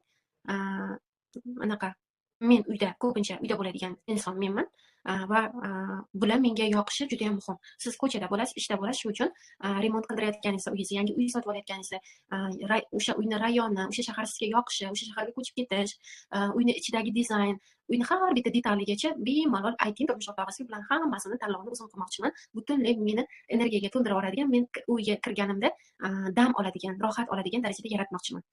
Va bemalol aytsangiz bo'ladi. Uyda siz uy bekasi va uyga kim kelish kerak, qachon kelish kerak, mehmon kelish kerakmi yoki sizni kayfiyatingiz yo'qmi, rejalashtirgan ishlaringiz bormidi? Bularni hammasini o'zingiz hayotingizga ayol sifatida vazifangizga javobgarlik olgan holatda, to'liq javobgarlikda tanlov qabul qilsangiz bo'ladi. Yaqinda menda shunaqa vaziyat bo'ldi o'zimda. Eski narsalarni men tashlashga qaror qabul qildim va juda balki turmush o'rtog'imga qadrli bo'lganmi, sotib olgan vaqtida yaxshi mehnatiga, yaxshi puliga sotib olgan narsalari bo'lganmida, uyga kirganda u narsalar menga kerak emas. Kimgadir berib yuborgim keldi yoki ehtiyojdan u yog'ini tashlab yuborgim keldi-da. O'shanda men butunlay buni tartibini yo'lga qo'yayotganda, o'zimga hamohang, menga energiya beradigan, meni xursand qiladigan qolsin, meni charchatadigan, mendan mehnat talab qiladigan chiqarib yuboraman degan tanlov qilganda, turmush o'rtog'im aytish boshladi. Turib tursa bo'lmaydimi? Bizada hech narsa talab qilmayapti ko'p deb. Keyin o'sha joyda ayta oldim va aytganim yaxshi bo'ldi va shundan keyin turmush o'rtog'im qayta aralashmaydigan bo'ldi. Ya'ni oilada menman ayol va buni tartibini menga qo'yib beravering. Men o'zim bilaman uyga nima kerak, nima kerak emasda. Ya'ni mazmun shunaqa bo'ldi. Albatta buni chiroyli qilib tushuntirib yetkazib berdim. Nima demoqchiman? Bemalol mana shu holatni yaratib olishingiz kerak. Uyingizda ichki tartibda qachon mehmon kutgisi kelyapti. Mana ba'zi oilalarni bilamiz, o'zbeklarda xohlagan payti uyga erkak kishini olib keladi, uyda ayoli bor. Endi tasavvur qiling, siz mehmon kelib qolishini o'ylab, anavi kiyib yurgan pijamani yechib, keyin erkaklar kirgani hisobiga, endi siz boshqa xonada bo'lsangiz ham, kirib chiqgan paytda sizni ko'rmaslik uchun kiyimingizni alishtirishingiz kerak. Ya'ni qaysidir tinchligingiz buzilishi kerak, yoki to'g'ridan-to'g'ri mehmon keladigan anaqalari bor. Bizada mentalitetimizni ozgina ishlanmagan tomonlari bor va biz juda normal qabul qilamiz, yaxshi deb o'ylaymiz bu tomonlarini. Mana shu tomonlarga juda katta ishlanish kiritish kerak deb hisoblayman. Bu shaxsan mening fikrim. Ma'qul kelsa oling, hayotingizda ishlating, ma'qul kelmasa, ko'ring, ishlatib ko'ring, ishlatmay ko'ring, ishlatganingizda nima o'zgaryapti, hayotda ishlatmaganingizda nima o'zgaryapti, keyin tanlov qilib keragini qoldirasiz. Mehmon kutish masalalarida xuddi shunaqa, ya'ni istagan paytda sizni rejangiz bormi, turmush o'rtog'ingiz bilan bugun umuman romantik o'yin qilmoqchi edingiz, siz uyingizga deylik bir dunyo qarindosh keladigan bugun, sizda rejalar boshqa edida, ya'ni bizada juda qo'pol anaqalar bo'ladi ba'zan, balki ko'pchilikda ishlanib ketgandir allaqachon, puli bor bo'lsa to'g'irlab oling deb ularni bo'lishyapman. So'ramasdan mehmon borishi ayol kishini o'rniga. Shunaqa paytda ham hatto ishonch bilan ayta oling, ulg'aygan inson sifatida, ayol sifatida, uyni bekasi sifatida, yo'q, meni mana shu paytda rejalarim bor, men mana shu paytda mehmon kutish xohlayapman. Endi shunaqa aytsangiz bo'ladi, bemalol qaysidir restoranda balki mehmonlaringiz bo'lsa, mehmon qiling, ularni kutib oling, ularni yaxshi mehmon qilib, ko'nglingizdagidek mana shu yig'ilishni o'tkazib oling. Meni uyda hozir boshqa rejalarim bor, ya'ni deylik, psixolog bilan ishlayapsiz, vazifalar bergan, ularni bajarishingiz kerak, sport bilan shug'ullanishingiz kerak, dieta qilyapsiz, tana bilan ishlayapsiz, to'g'ri ovqatlanishingiz kerak. Hozir reja, ma'lum bitta rejalaringizga xalal beradigan narsalarga majburan o'zingizni majburlashingiz kerak emas. Etapma-etap chiqib oling. Erkak kishiga aytsangiz, har doim ayolda u aytishini kutadi erkaklar. Aytsangiz, erkak kishi buni to'g'rilab beradi darrov. Ana shunaqa qilinishi kerak ekanmi? Chunki kechagi darsda ham aytdim, ayol lokatsiya beradi, erkak shu tomonga qarab harakatlanadi. Agar ayta olmasangiz, ichingizda o'zingiz bu narsalarni noto'g'ri deb hisoblasangiz, qanaqa bo'ladi? Turmush o'rtog'im meni kechirmaydi, men yaxshi ayol bo'lishim kerak, yaxshi kelin bo'lishim kerak deb o'tirsangiz, turmush o'rtog'i hech qachon bilmaydi, ayoli uyda komfortini u mehmon olib kelib buzayotganligini hech qachon bilmaydi. Siz bu yoqda mehmonni 12gacha kuzatgan, kecha boshlagan dietangiz buzilib ketgan, uyqu normangiz ham buzilib ketgan, psixologga to'lagan bo'lingiz, uni darslarni topshiriqlarni qila olmadingiz, mana shunaqa ikkinchi kun yana surilib ketadi, hayot rejangiz o'zgarib ketadi, yana kayfiyatsiz, yana sizga yoqmayotgan vaziyatlar bo'lyapti. Mana shunaqa juda katta komfortingizga ta'sir qiladi bu. Nima qilinishi kerak? Erkakka prosta to'g'ri tushuntirilishi kerak. Men uyda bo'laman ko'pcha va men uyni bekasiman va uydagi holat menga yoqishi kerak, menga ma'qul bo'lishi kerak. Keling, mana shunaqa yo'l tutamiz. O'rtoqlaringiz bo'ladimi-da, qarindoshlar bo'ladimi? Mana shu joyda nishonlansin, mana shu yig'ilishda menga shu ma'qul. Yoki aytsangiz bo'ladi, men mana shu paytda tayyor bo'laman, mana shu paytda men deylik ishdan chiqqan bo'laman, meni dam olish kunlarim, men bemalol bo'laman, o'sha kun bemalol mehmonlarga vaqt ajrata olaman va o'sha mehmonlarni qabul qiladigan kunim bo'ladi. Agar xohishingiz bo'lsa, xohish bo'lmasa, normal bularni hatto rad etish. Ya'ni shu darajada oilada erkinlikka kelib olsangiz, oila deganda mana bu narsani tushunmaysiz, bosim, yoqimsiz ishlar, sizni chegarangizga bosib kirilayotgan mehmonlar, yoqimsiz, sizga umuman energiya bermaydigan qayoqdagi tashvishlarda mana shu energiyalardan butunlay chiqib ketasiz, oilada butunlay o'zingiz erkin, baxtli energiyaga to'la holatda his qilishni boshlaysiz va bu munosabatni faqat o'stiradi, faqat yuqoriga olib chiqadi. Xo'p, demak, bemalol ayol sifatida mana shu narsalarga javobgarlik olib, tanlov qilib, qaror qabul qilib ayta olishingiz kerak. Agar turmush o'rtoq yo'q, men aytganim bo'ladi, sen nimani ham bilasan degan munosabat qilayotgan bo'lsa, demak, siz qiz bolalar oiladasiz va biling, har doim qiz bolalar oilada bo'lganda uni yonidagi erkakka doim ayol kerak bo'ladi. Siz bilan garmoniyada maza qilib suhbatlasha olmaydi, u gapinglar bitta joydan chiqmaydi, u faqat sizga qattiq gapirgan yoki faqat sizga chegara qo'ygan bo'ladi. Siz umuman zerikarlisiz u uchun, u keladi, o'zini sevimli kinosi, sevimli telefonidagi o'yini yoki internetga, ijtimoiy tarmoqlarga kirib ketadi, umumiy suhbatlar butunlay yo'qolib qoladi va siz sovib ketasiz hayotdan. Shu ekanda hayot endi 4ta tug'dik, sevgi o'ldi, 3 yilda, 5 yilda sevgi o'larkan, endi bu yoqda majburan yashash kerak ekan degan nazarlar bilan qolib ketasiz. Buni aytdim, kecha qanaqa degradatsiyaga olib qoladi inson, ya'ni sog'lig'ingizga, boshqa tomonlarga ta'sir qiladi. Munosabat yomonligi oilada oilani moddiy holatiga ham juda katta ta'sir qiladi. Tak. Demak, bemalol ayol sifatida aytasiz, nimalar ma'qul sizga, nimalar ma'qul emas, erkak buni erkak sifatida to'g'rilab beradi. Xo'p, hech qachon qo'rqmang aytishdan. Turmush o'rtog'im ko'nmaydi deb o'ylamang, erkaklarning tabiati shunaqa, unga aytilsa, demak shu tomonga harakatlanish kerak ekan deb. Bir marta ayting, yaxshilab ayting, tushuntirib ayting va aytayotganingizda o'zingizga sevgida va hurmatda ayting. Ya'ni siz ayolsiz, ulg'aygan insonsiz, tanlovingiz bor, qaroringiz bor va uyni ichki muhiti, ichki chegarasi sizga tegishli. Bemalol ayting, menga mana shunaqa ma'qul, mana shunaqa xohlayapman va men turmush o'rtoq tushunib oladi. Keyingi safar sizdan yoki so'rab mehmon olib keladi, mehmon masalasi yoki uyni o'zgartirish, yangi uy olinishi kerak bo'lsa, sizdan maslahatlashadida, qanaqa ma'qul, qanaqa bo'lsa xursand bo'lasan, yana ham yoqadi degan harakatga o'tadi yoki uydagi mebellarni almashtirish, uyni ichki tartibi bilan hammasini sizga topshiradi va hech qachon aytmaydi, uy nega toza emas, nega tartibing yo'q degan gaplarni. uy nega toza emas, nega tartibing yo'q deydigan munosabat bormi? U yerda ayol yashamayapti, qizaloq yashayapti va unga ota-ona bo'lib turmush o'rtog'i tarbiya beryapti haliyam. Nima qilsa bo'ladi? Mana shunaqa mayda savollar haliyam bor bo'lsa sizda, deylik, uyni holati turmush o'rtog'ingizga yoqmayapti. Har xil holatga ko'ra bo'lishi mumkin. O'sha paytda gaplashyapsiz bilan, juda charchaganmidingiz, ko'chadan o'zi bilan charchab kelgansiz ishdan, rosa endi uydagi tartibsizlikni ko'rib jahli chiqib ketgan bo'lishi mumkin. Hozir xohlasangiz 5 minutda yig'ishtirib qo'yaman-da, to'g'rilab qo'yaman. Keyin holatingizni tushuntirasiz. Qanaqa tushuntirasiz holatingizni? Bugun qilgim kelmadi mana shu narsalarni. Ochig'i juda charchaganim, undan ko'ra muhimroq narsalarni qilgim keldi. Deylik, farzandimga ko'proq vaqt ajratdim, u bilan o'tirib gaplashdim, maktabda qanaqa bo'lyapti, ularni gaplashdim. Yoki o'zingiz uchun boshqa muhim bo'lgan narsani qilganingizni aytasiz, turmush o'rtoq tushunadi o'sha payt. Va aytasiz, siz xavotir olmang, xotirjam bo'ling. Bu uyni holati meni zimmamda. Men mana shu har 3 kunda, har 5 kunda, har bir haftada tartibga solib qo'yaman yoki tartibga soladigan odam olib kelib qo'yamiz. Bu bo'yicha boshingizni umuman qotirib yotmang. Mana erkak tushunadi, demak, uyni masalasiga aralashishim kerak emas ekan. Ayol javobgar ekan unga. Mana shunaqa qilib bemalol ulg'aygan inson sifatida ayol sifatida ishonch bilan gaplasha oling, ishonch bilan munosabatga kirisha oling va o'zingizni chegarangizni, ayollik rolidagi, oiladagi o'rningizni, bu yerdagi chegarani bemalol turmush o'rtog'ingizga ko'rsata oling. U naborot hurmat oshib ketadi sizga, munosabatingizni yana ham o'stiradi bu. Xo'p, demak, qizaloq rolida mana shunaqasiga chiqiladi.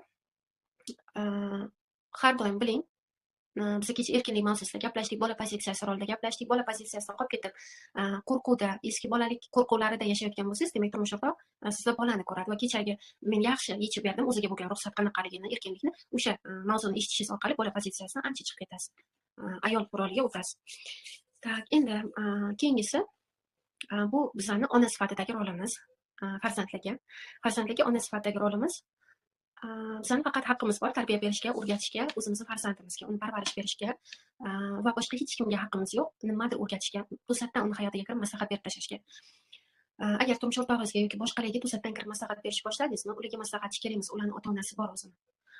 Mana shunaqa qilsangiz bo'ladi. Agar boshqadan maslahat olgingiz kelmayotgan bo'lsa, har doim ayting, rahmat, men uchun qayg'urayotganing uchun, meni ota-onam bor maslahat beradigan. Hatto turmush o'rtog'ingiz ham sizdan nimadir o'rgatishga kirib ketgan bo'lsa, sirazi ko'rsating, ayting, sevgi bilan, mehr bilan urush, janjal ohangidamiz. Rahmat, menga mana shu narsalarni to'g'ri-noto'g'riligini ko'rsatyapsiz, lekin menga xos maslahat kerak emas. Men qaror qabul qildim, menga juda ham yoqyapti bu narsa, qilib ko'rmoqchiman buni. Даже aytsangiz bo'ladi, meni ota-onam bor, meni anaqa qiladigan, menga o'rgatadigan, menga tanbeh beradigan. Ya'ni siz ota-onangiz bor, sizga hech kim o'rgata olmaydi. Turmush o'rtoq kim bu o'rgatadigan? Hech kim. Turmush o'rtoq bu turmush o'rtoq o'zini nomi bilan, u o'rtoq hayotingiz bilan parallel birga ketadigan inson. U ustun, u g'olib, sizni anaqa sizga hukmronlik qiladigan inson emas. U turmush o'rtoq nomi bilan. Ikkita inson, ayol erkak hamkor bo'lib yo'lga chiqqan. Shuning uchun даже turmush o'rtog'ingiz ham agar qaysi qarorlaringizda qimmat, to'xta, mumkin emas deyotgan bo'lsa, buni ko'rsatsangiz bo'ladi. Menga maslahat beradigan ota-onam bor deb. O'shanda yaxshi tushunib oladi, bu ayol allaqachon o'ziga bo'lgan ishonchi bor ekan, allaqachon o'zini qarorlariga ega ekan va shart emas ekan. Va aytsangiz bo'ladi, menga sizdan qo'llab-quvvatlash kerak faqat, agar bera olsangiz. Bera olmasangiz, hurmat qilaman sizni, ya'ni sizga bu yoqmasligi normal. Lekin men sizga yoqish uchun men qarorimni hozir o'zgartira olmayman. Mana shunaqa o'zingizni ko'rsatasiz, ulg'aygan ayol ekanligingizni. Va oilada ayol o'zini bunaqa tutishi bu normal. Bu munosabatlarni aksincha rivojlantiradi, yuqoriga olib ketadi. Lekin siz qiynoqda, sizni urgan, tepgan, juda og'riqli munosabatlar bergan, majburlagan hamma narsaga shunaqa hayotda chidab va uni o'zgartirmasdan yashayotgan bo'lsangiz, to unda munosabatda hech qachon iliqlik his qila olmaysiz, hech qachon turmush o'rtog'ingizga bo'lgan sevgi qayta uyg'ona olmaydi va o'rtada sevgi yo'qmi, iliqlik yo'qmi, munosabat oldinga keta olmaydi. Ya'ni unaqa munosabatda erkak ayol uchun yurakdan nimadir qilib berib kela olmaydi va ayol ham erkakning yurakdan rivojlanib o'sib ketishini xohlab, sevgidan nimadir yaratib bera olmaydi. Munosabatda o'sgan holati, rivojlangan holati mana shu narsaki, har bitta holatda bir-biringizni shu qadar yaxshi ko'ra olish. Turmush o'rtog'ingiz ovqatlanayotganini ham shu qadar yaxshi ko'ra olishingiz, turmush o'rtog'ingiz har bitta tanlagan kiyimini, har bitta tashlayotgan qadamini-da, qo'polroq eshitsa, hojatga kirganigacha, yana nima, uni sochini, uni tana a'zolarini, har bitta so'zini, har bitta tanlovini shu qadar shartsiz yaxshi ko'rasiz va har doim yoningizda o'tirganda maza qilasiz. Turmush o'rtog'ingiz ham yoningizga kelganda maza qiladi. Bu munosabat qachon bo'la oladi? Mana shunaqa siz chidab, qizaloq rolida u sizga hukm qilgan, siz chidagan holatda yaralmaydi u. Siz bu chegaralardan chiqib ayollik rolasiga turganda u ham talpinadi, unga ham qiziqmas bo'lib qoladi telefon. Mana kim kecha ko'rsatdi, men ayollar bilan mana shu ozgina o'ziga ruxsat berib olish, erkinlik berib olish mavzularini gaplashib ishlab berganimdan keyin darrov aytadi, turmush o'rtog'im kelgandan telefon ichiga kirib ketardi. Kecha telefonini yig'ishtirib qo'yib, ana sevimli o'yinini, sevimli kinosini yig'ishtirib qo'yib, men bilan o'tirib gaplashdi, men bilan o'tkazdi vaqtini dedi-da. Nega bo'la oladi bu? Chunki ayol uyg'ondi. Ayol o'ziga mumkinligini, o'ziga ruxsat berishni boshladi. U qo'pol qilib aytganda, turmush o'rtoq xo'jayin bu qul emas, buni tushundida. Mana shunaqasiga ayol holatda sevgiga to'la bo'lganda faqat hayotida o'ziga yoqadigan narsalardan iborat bo'lganda bunaqasiga yarata olganda ayol shu holatga kela oladi va erkak uni yonida mana shunaqa ayol har qanday holatidan rohatlanadi. Ya'ni sizga qiziq, birga vaqt o'tkazish, birga kino ko'rish, birga uxlash, birga birga reja qilish, birga orzu qilish, xohishlaringizni soatlab eshitib o'tirishida, siz gapirganingizda og'zingizdan bitta ham so'z tushib ketmaydigan darajada turmush o'rtog'ingiz qarab sizga termilib o'tirishida har bitta gapingiz unga qiziq. Mana shu holat keyin yaraladi erkak ayol roli joyida bo'lganda. Xo'p, shuning uchun qizaloq rolidan chiqing. Hech qayerga olib bormaydi. Siz xo'p deb yaxshi ayol, yaxshi qiz bo'lib berayotganingiz munosabatni o'stirmaydi bu. Tak, demak, keyingisi men bir sizlardan xol-ahvol so'rab olay. Qanaqasizlar? Zerikib qolmadinglarmi? Og'irlashib qolmadinglarmi? Nega men mavzu bersam vaqt uncha tez o'tyapti? 1 soatdan oshib ham qolibdi. Men sizlarga katta-katta mavzularni tayyorlab qo'yganman. Juda qiziq mavzularni tayyorlab qo'yganman. Vaqtimiz tez o'tib ketyapti. Charchab qolmadikmi? Buni bo'lishing. Men informatsiya qabul qila olish darajasiga ko'ra davom etaman-da. Tanaffus kerakmi yoki? Chatda bo'lishing buni. Bizga anglashlar kelibdi.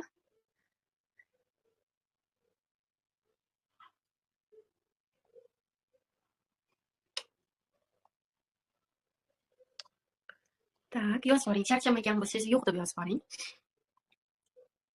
Normal informatsiya qabul qilayotgan bo'lsa, miya qabul qilayotgan bo'lsa yozib boring. Keyingisi. Assalomu alaykum. Yo'q. Muattar, rahmat. Javob uchun. Keyingisi kerakli ma'lumotlar bo'lyaptimi? Rostdan ham anglashib beradigan, rostdan ham hayotingizni to'g'rilashim kerak ekan degan ma'lumotlar bo'lyaptimi? Buni ham bo'lishib qo'ying. Zapis berilsin, to'liq kira olmayapman. Halima Rayhon. Tak, qolganlardachi? Qabul qila olamizmi hali mavzuni davomini?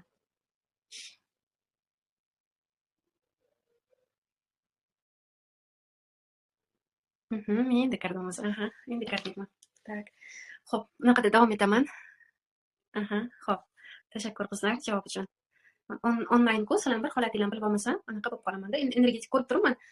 Kimdir uyqusi kelib qolgan, kimdir anaqa o'ylashga qarab olib ketib qoldi-da, hayot mavzuda, hayotingiz birin-birin anaqa to'g'rilanish kerak bo'lgan polkalarga o'tib ketdingiz, kimdir eshityapti, kimdir anaqa bilan o'zi bilan band bo'lib eshityapti-da, shunga bir so'rashim kerak, sizlarning holatinglarni. Demak, qiz bolalar ota, turmush o'rtog'ingiz ota, siz qizaloq rolida bo'lsangiz, chiqib olasiz ayol roliga. Keyingisi bu bizani nima deyapti? Biz faqat o'zimizni farzandimiz uchun ona bo'la olamiz. Boshqa hech kimga aql o'rgatishga haqqimiz yo'q va bizga agar aql o'rgatishayotganda yoqmasa bu, biz bemalol buni ko'rsatishimiz mumkin. Yoqmayotgani va shart emasligini sevgida, mehr bilan kurash va jangda emas. Ya'ni bizning millatimiz anaqa tomonida ozgina ishlamagan tomoni, mana sevgini, mehri shunday deb o'ylaydi. Ko'rgan insonga, istalgan insonga, ahvoli og'ir insonga holating nima bo'ldi, yaxshimisan deb qo'llab-quvvatlash berish o'rniga mana bunaqa qilsang to'g'rilanadi deb ketilinadi-da. Bilmaysiz-ku, u nimalar qildi. U siz aytganlarning o'ntasini qilib ko'rgandir balki. Mana shunaqa holatlarni ishlab olishimiz kerak. To'g'rilab olishimiz kerak. Ya'ni o'zimizdan so'ralmagan joyda maslahat berishimiz kerak emas va bizga ham berayotganda normal yo'q deb ayta olishimiz. Agar hozir eshitgingiz kelmayotgan bo'lsa. Bu bilan hammasi ayol sifatida o'zingizni energetik bo'lishingizga, kayfiyatingiz har doim yuqori bo'lishiga yordam beradi. Tak, demak, biz faqat farzandimizga ona sifatida maslahat bera olamiz, uni parvarishiga, unga g'amxo'rlik qilishga ona sifatidagi rolimiz javob beradi va boshqalarga o'tib ketishimiz kerak emas. Keyingisi ota-ona oldida farzand sifatidagi bizning rolimiz. Ko'pincha bizda mana shu joylar buzilib ketganligi uchun munosabatlar buzilib ketadi, ota-ona bilan ham, boshqalar bilan ham. Qarang, mana shu joyda yaxshi ishlanish kerak bo'lgan joy bor. Yaxshilab dars his qilib oling shu joyni.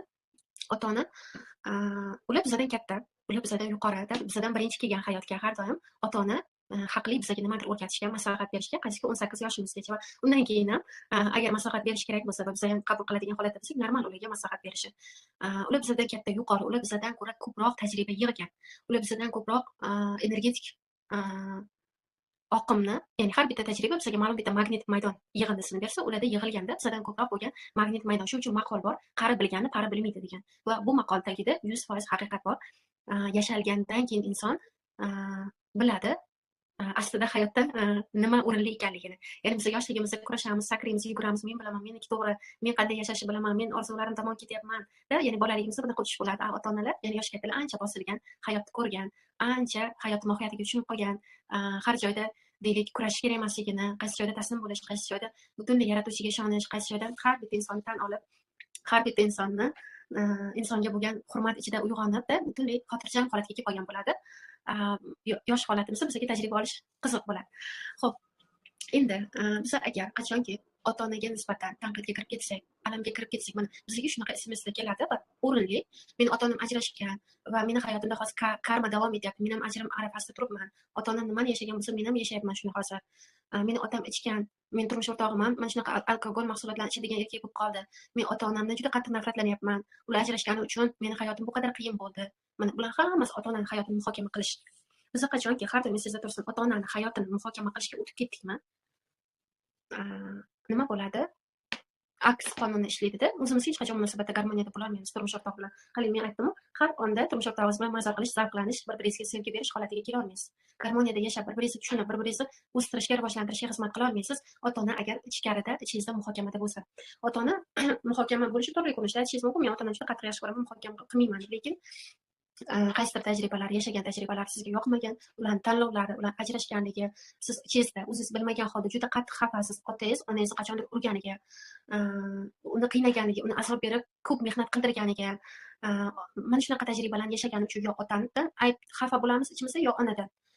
Agar otadan, onadan xafa bo'lib, ularni muhokama qilib, ular to'g'ri qilmagan o'sha paytda, nega meni ota-onam meni tuqqanda tashlab ketgan diplomga, nega meni ota-onam meni tug'ilishim bilan ajrashib ketgan, unda tug'maganda bo'lardi, men dunyoga kelmaganimda bo'lardim degan ozgina bo'lsa ham, ularga nisbatan tanqidingiz bor bo'lsa, tushunishingiz kerakki, siz munosabatlarda ozgina qiynalasiz garmoniyaga kelib olishga.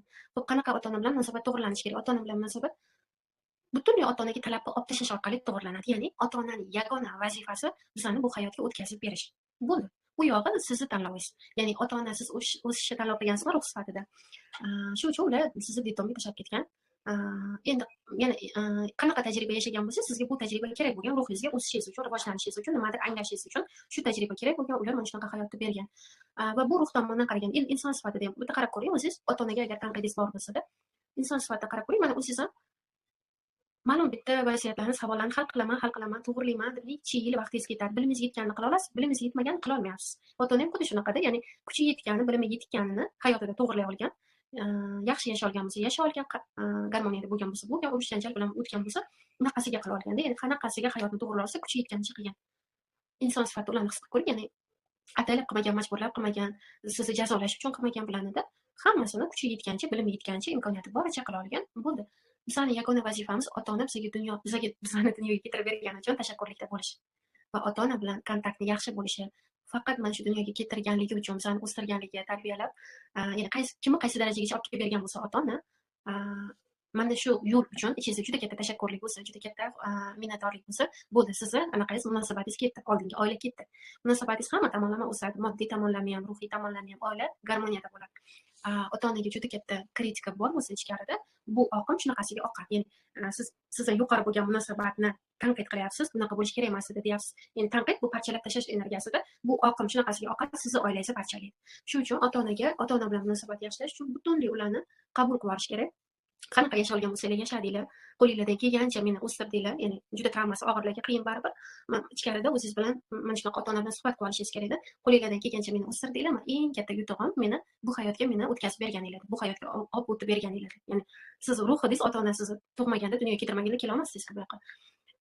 Eng katta narsani berdinglar, hayot berdinglar va menda endi hayot bor, qolgani meni qo'limda endi. Bu yog'iga endi nima qilish xohlasam olib ketish imkoniyati bor menda.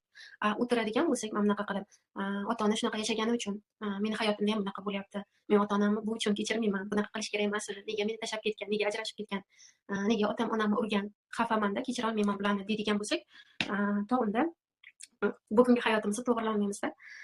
Demak, ota-onaga nisbatan faqat tashakkurlik tuyg'usiga kelib olishimiz kerak. Ular eng katta narsani berdi bizga hayot berdi.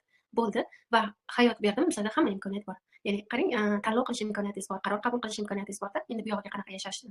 Ya'ni yaratuvchi bergan sizga shu imkoniyatni, nima tanlasangiz, nimaga qaror qabul qilsangiz, qanaqa yashashni tanlab borsangiz, borliq qonun bo'yicha bu hayot shu tomonga o'zgarib ketadi. Juda katta imkoniyatlar berilgan. Hayot bu imkoniyat. Eng katta imkoniyat sizga berdi ota-ona, bo'ldi, yetadi. Ularning eng katta qilgan xizmati shu. Endi undan tashqari qancha xizmat qilganda ularni sanasak, son-sanog'iga yetib bo'lmaydi. Ularni hammasi uchun tashakkurli holatiga kelganimizda, bizning oilada o'zimizni turmush o'rtog'i bilan munosabat oldinga ketadi, yaqinlashib ketamiz yana ham bir-birimizni munosabatimizni ko'nglimiz to'lisha boshlaydi. Demak, agar biz ota-onaga qachonki ular xato yashagan, men qanaqa yashash endi o'rgandim. Endi mana psixologlarga borib, qanaqa qilib to'g'irlash endi o'rgandim deb ularga aql o'rgatishni boshlasak yoki ichimizda shunaqa ham yashaydimi degan anaqa bo'lsa, tanqid bo'lsa, demak biz nima qilyapmiz? Ota-ona bilmagan, men bilaman ularni o'rniga deb ota-onamizga ota-ona bo'lib olyapmiz. Yuqorida aytildi-ku, ya'ni faqat bitta insonga ota-onani haqqi bor maslahat berishga, o'rgatishga. Ota-onaga ota-ona bo'lgandan keyin nima bo'ladi hayot?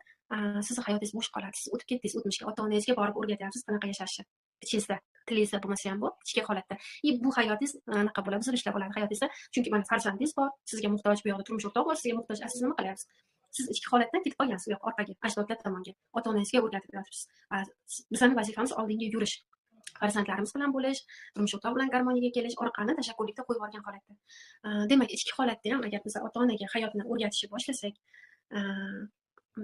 shunaqa holat bo'ladi, bizani o'zimizning hayotimiz izdan chiqadi. Shuning uchun ota-onaga tashakkurlik bilan ular qo'yib yuboriladi. Har doim biling, nima qaror qabul qilishdan qat'iy nazar ular to'g'ri qaror qabul qilyapti. O'rgatmang, faqat ularga ota-onaga kim kerak? Qo'llab-quvvatlaydigan, farzand sifatida ularni eshitadigan va tashakkurlik aytadigan inson kerak. Ya'ni ota-onangiz ham ota-onasi bor, ularga ham aql o'rgatadigan odam kerak emas. Faqat ularni eshitadigan, ularga farzand sifatida nimadir qilib beradiganda, bunga kuchingiz, imkoniyatingiz bor bo'lsa, tashakkurlik sifatida sevgisi nimadir qilib beradigan odam kerak. Mana shu pozitsiya to'g'ri qolishi kerak. Keyingi anaqa pozitsiyamiz bu yaratuvchi rolimiz, bu yaratuvchi sifatida jamiyatda insoniyatga nimadir yetkazib berishimiz, o'zimizning ijodimiz orqali. Demak, rollar haqida gaplashdik. Biz rollarni to'g'ri joylashuvi orqali munosabatlarda juda katta narsalarni hal qilsak bo'ladi. Tak. Iltimos qilaman, Madina, rahmat jonim. Bizda bugun xiyonat mavzusi, ajrim mavzusi bor edi, juda kattada. Chunki xiyonat bo'yicha juda ko'p savollar kelganda, ikkinchi ayol, uchinchi ayol mavzulari juda katta mavzu. Lekin vaqt juda tez o'tib ketibdi. Почти 1,5 soat biz gaplashamiz. Xo'p, nima qilamiz? Bu mavzularni keyingi darsga qoldiramiz. Men kecha sizlarni qiynab qo'ymaydi, dars har kuni bo'lyapti-ku, qiynab qo'ymaydi, ozgina anaqa qilgandim. Nima? Darslarning soatini qisqartiribroq beraman, bular charchab qoladi, 2 soat berganimga degandim. Bugun ancha suhbatlashib qo'yamiz. Xo'p, nima qilamiz? Hozir mana shu joyda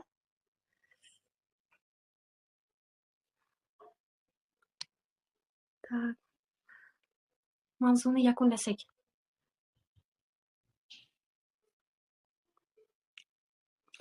Yoki qo'shaymi?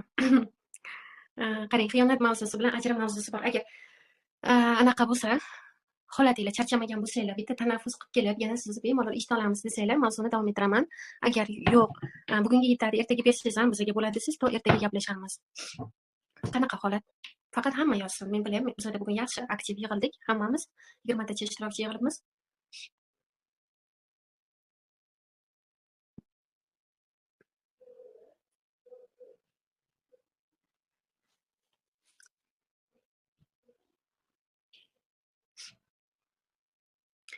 Menimcha sizlarning xabaringlar kech kelyapti-da. Davom ettiring, ajoyib dars bo'lyapti Shahnoza. Qolganlar-dachi? Men davom etaman, men mazza qilaman dars o'tishdan, sizlarni bo'g'ib qo'ymasam bo'ldi. Odam bo'g'ilib qoladi-ku anaqadan. Ba'zan bo'g'ilib qoladi, bular darsda transformatsiya bo'lgani uchun. Ko'payib ketsa. Qolganlar-dachi? Qolganlarda holat qanaqa?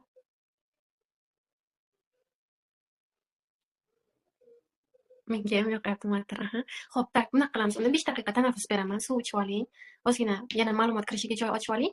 Suv iching, yana nima toza havoga chiqib, nafas olib 5 daqiqa beraman tanaffus. Tak. Bugungi tayyorlab qo'ygan rejamni bo'lmasa berib olaman oxirigacha. Bo'ladimi? Men ungacha qarang, chiqib ketmasangiz bo'ladi, efir ochiq turadi. Men faqat kamera bilan mikrofonni o'chirib qo'yaman. 5 daqiqa tanaffus. 21:50 da yig'ilamiz yana.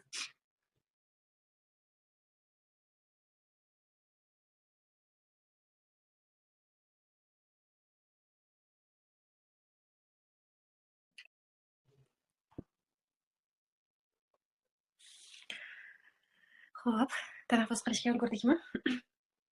Men qaytdim. Xo'p, bizda muhim mavzu, katta mavzu. Bugun maksimal asosiy joylarni bo'lishdan tugatib olmay qolsam, keyingi darsga beraman. Katta mavzu xiyonat mavzusi.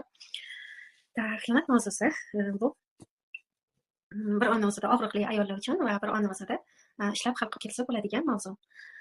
Xo'p, agar hayotingizda xiyonat savoli bor bo'lsa, diqqatli bo'ling. Hamma yoritib bergan tomonlarimni qarab, o'zingiz bilan katta narsani ishlab oling. Juda katta masalani ishlab olishingizga yetarli anaqa beriladi, baza beriladi. Bu yoqda hayotingizda xiyonat yo'q bo'lsa, menda yo'q, menga kerak emas degan nazarda qaramay, to'g'irlab oling buni.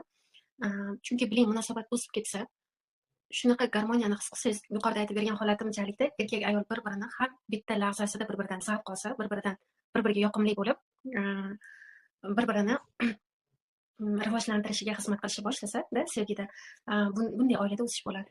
Tak, demak, xiyonat masalasida, xiyonat degani o'zi bu qanaqa mavzu? Qaysi ma'noda xiyonat degan nom qo'yilgan? Mana erkak sifatida sizni hayotingizda erkaklik vazifalarini men bajaraman, keyin hamkor bo'lamiz dedida sizga taklif qildi oila. Ya'ni qaysi shaklda oila yaratgan bo'lsangiz ham shunaqasiga bo'lgan kelishuv. Siz ayol sifatida ayollik vazifalarini bajaraman, bunga javobgarman degan anaqa shartnomani kelishdinglar, qo'l qo'ydinglar, oila yaratdinglar. Buni nikoh bilan xohlang, din anaqa tasdiqladingiz, xohlang ZAGS bilan, xohlang har ikkalasi bilan, xohlang yigit qiz bo'lib qalb munosabat qurib yuribsizlar. Endi tasavvur qiling, mana bunaqa narsada siz kim bilandir hamkor sifatida ish boshladingiz. Sizga u o'zini vazifasini bajarib berishni aytdi, siz o'zingiz vazifangizni bajarib berish bo'yicha kelishdingiz hamkor sifatida. Bu hamkoringiz sizga aytmasdan, to'satdan o'zini vazifasini suiiste'mol qilishni boshladi, bajarmaslikni boshladi va mana shu shartnomaga kelishuvni sizni ogohlantirmasdan buzib, deylik, shartnomada sizni yolg'iz qoldirdi, boshqa anaqa inson bilan shartnoma tuzishga o'tib ketdi deylik. Mana xiyonat mana shunga nisbatan aytiladi. Endi aslida qanaqa bo'ladi holat? Bizda ayollar xiyonatga kirib ketilganda juda katta agressiya, juda katta og'riq his qiladida, vaziyatni anglay olmaydi, ongli qaray olmaydi, vaziyatga anglay olmaydi, juda katta og'riq his qiladi, erkakni ayblaydi, erkakni ataka qilishga boshlaydi, ajrashaman deb manipulyatsiya qilishga boshlaydi, farzandlaring olib ketib qolaman, hech qachon ko'rsatmayman, menday ayol endi topolmaysan, urush qiladi, janjal qiladi, xullas nima qilsa qiladi, vaziyatni yechish uchun hal qilmaydida. Ayol o'sha paytda menday ayolni bilmadi-ya, meni qadrimni bilmadi-ya degan sarobli og'riqda turib qoladida. Menday ayol xor qilib, ustimga boshqa ayol bilan yurib ketdi deb o'zini og'riyotganligini o'ylab xavotirda harakatlanayotgan bo'ladi, vaziyatni yechish uchun emas. Vaziyat qayerdan kelib chiqadi o'zim? Biz rollar haqida bekorga gaplashmadik. Erkakning yonida ayol bo'la oladi, ayolning yonida erkak bo'la oladi. Agar siz eringiz uchun qizaloq bo'lib qolgan yoki ona bo'lib qolgan va butunlay bir-biringizga qiziqishingiz sovib qolgan bo'lsa, erkak nima qilish kerak? Jamiyatda o'sish kerak, pul topish kerak. Shundoq qaraydi o'rtoqlariga, u allaqachon 35 ga 40 ga kiryapti. Qarasa o'rtoqlarida 3 ta 4 ta mashina bor, rivojlanib ketyapti, o'sib ketyapti. U o'sishi uchun unga svejiy ayol kerak, energichniy ayol kerak. Siz yaxshi ayol maskasini kiyib o'tiribsiz, qaynonamga qarashim kerak hali. Hozir holat shunaqa, hozir tushunishim kerak erimda, hozir unaqa edi, bunaqa edi deb hech ham pozitsiyangizni o'zgartirish niyatingiz yo'q, hayotingizni o'zgartirib butunlay chiqib ketgingiz kelmayapti bunaqa hayotni. O'zingizga yoqmayotgan hayotda komfortni yaratib olib o'tiribsiz o'sha yerda. Erkak qaraydi, chiqish kerak, rivojlanish kerak, o'sish kerak va nima qiladi?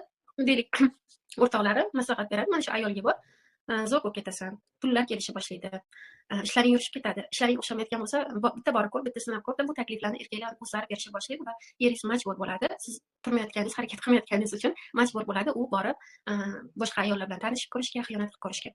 Va bu holatda erkakning ham aybi yo'q, ayolning ham aybi yo'q. Ayol ham aybdor emas, bola qarab uydada qiyin holatda o'zi yashab, hammani ko'nglini olib, hammani rozi qilib, yana xiyonatga tushib o'tirgan ayol aybdor emas. Bunaqa og'ir ahvolga o'zi tushib qolib, o'zi hayotiga bunaqa xiyonatni tortib olganida aybdor emas. Shunchaki ayol hozircha qanaqa yashashni bilmayotganida, muammolarni qanaqa qilib hal qilishni bilmayotganida, o'ziga va o'zini muammolariga o'ralashib qolib, ayolligini unutib, uydagi ayol sifatidagi rolini his qilolmay qolgan paytda, erkak ham shunaqa holatda o'sgisi keladi, rivojlangisi keladi, boshqa yo'l topolmay borib xiyonat qildi. Borib boshqa ayollar bilan tanishdi, gaplashdi, yurishni boshladi. Mana ko'pchilik aytadi-ku, erkaklar puli ko'payib ketsa buzilib ketadi, yurib ketadi. Unaqa bo'lmaydi. Erkaklar mana shu ko'p pul topishiga sabab bo'lib beradigan ayol qidiradi va uni yonida o'sha sababni qilib berayotgan ayol bormi, shu uchun ham uning puli ko'p. Ya'ni his qilgan bo'lsanglar, mana shu erkakka ikkinchi ayol bo'layotgan lyubovnitsalar juda ham svejiy bo'ladi. Qaynona, qaynota, bola tashvishi ularni umuman qiziqtirmaydi. Unaqa hayot yo'q. Yengil-yelpi, siz aytgandek, siz o'ylaysiz, yengil-yelpi hayot, juda kir nazarlar bilan qaraymiz ularga. Juda yengil hayot. Xohlagan ishini qiladi, xohlagan joyga boradi, xohlamaganini qilmaydi. Даже oilani ham mas'uliyatini olgisi kelmagan. Bu degani bu to'g'ri yashayapti degani emas. To'g'ri-noto'g'ri yo'q. Shunchaki uni ichki holati to'g'ri. Mana shunaqa energiyaga boyligi erkakka nimadir bera olyapti. Agar xohlasangiz ayol sifatida, mana hamma aytganlarimni marafon davomida qilib olsangiz, sizni erkagingizga boshqa ayol kerak bo'lmaydi, uni o'stirib beradigan. O'zingiz yetarli bo'lib qolasiz.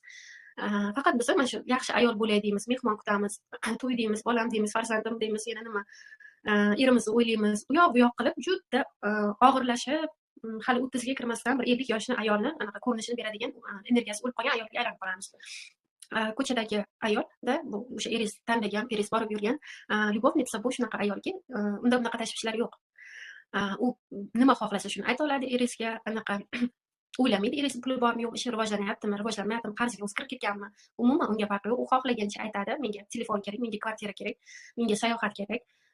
Va u o'ziga ruxsat bergan, sayohatga bemalol chiqadi, bolam qolib ketdi mana bu yoqda, hozir erimni pulini yig'ib o'tiraylik degan narsa yo'q. Erisi puli bor yo'qligiga ham yig'ishga ham uni ishi yo'qda. Bemalol aytadi, sayohatga chiqishim kerak, bu yoq qilishim kerak, bu yoq qilishim kerak deb og'ziga kelgan, kallasiga kelganini aytadi. Rostdan ham erkak unga qilib bersa, o'ziga ruxsat bergan, ya'ni sayohatga bilet olib bersa, ta'minlasa ketadi uchun. Hech nimani o'ylamaydi. Erkaklar mana shu ayoli uni xohlayapman, buni xohlayapman degan gapiga ishi yurishmay uyda o'tirib qolgan bo'ladi-da, eris o'sha paytda bo'ldi, turib nima qilsam yarata olaman deb o'sha ayolni xursand qilish uchun turib ketadi-da, o'rnida butunlay ishini kengaytirib o'sib ketadi, puli ko'payib ketadi, o'sha ayolni xohlayapmanlarni bajaravergan sari. Tak, endi xiyonat mana, ya'ni erkakni ham ayblab bo'lmaydi, ayolni ham ayblab bo'lmaydi, ikkalasi ham ko'pincha majburiyat yuzasidan yuzaga kelgan vaziyat. Shunda erkaklar shunaqa qilib to'g'ri qiladi degani emas, rivojlanishni boshqa yo'lini topolmaganidan qiladi. Biz o'ylaymiz-ku mana bunaqa deb. Erkaklarning hammasi bir go'r, hammasi xiyonat qiladi, hammasida bor bo'ladigan odam. Mana bir xil ayollar shunaqa o'ylaydi-da, bu juda qoloq fikrlar, ongli ayol fikri emas. Erkaklarga zo'r ayol bo'lib bersang ham, chiroyli bo'lsang ham farqi yo'q, baribir ular yuradi, baribir ikkinchi xotin qiladi, baribir boradigan ularning ayollari bo'ladi degan fikrlar bu juda ham o'zini ayol sifatida kim ekanligini bilmayotgan ayol fikri. Bitta erkakka bitta ayol yetadi, u rostdan ham ayol sifatida ayol rolida bo'lib bera olsa, rostdan ham hayot oqimida bo'lsa, energichniy bo'la olsa, hayotga umuman qarashlari yengil bo'lib, o'zini xohishida yashayotgan bo'lsa, bitta ayol yetadi. Undan to'liq hamma narsani ola oladi erkak. Ola olmayaptiki, u ketyapti boshqa ayolga. Yo'q unaqa erkak, hamma erkak bir xil, hamma erkak ketadi degan. Shunaqa nazarda yashayotgan bo'lsangiz va turmushingizda shunaqa narsa bo'lib, erkaklar o'lsin, o'zi shunaqa desa, bu muammoni yechimi emas, bu o'zingiz aldash bilan teng. Tak, o'zingiz aldash bilan teng. Hozir menga bir berasizlar, meni telefonim zaryadi kamayibdi, zaryadkaga qo'yib olay.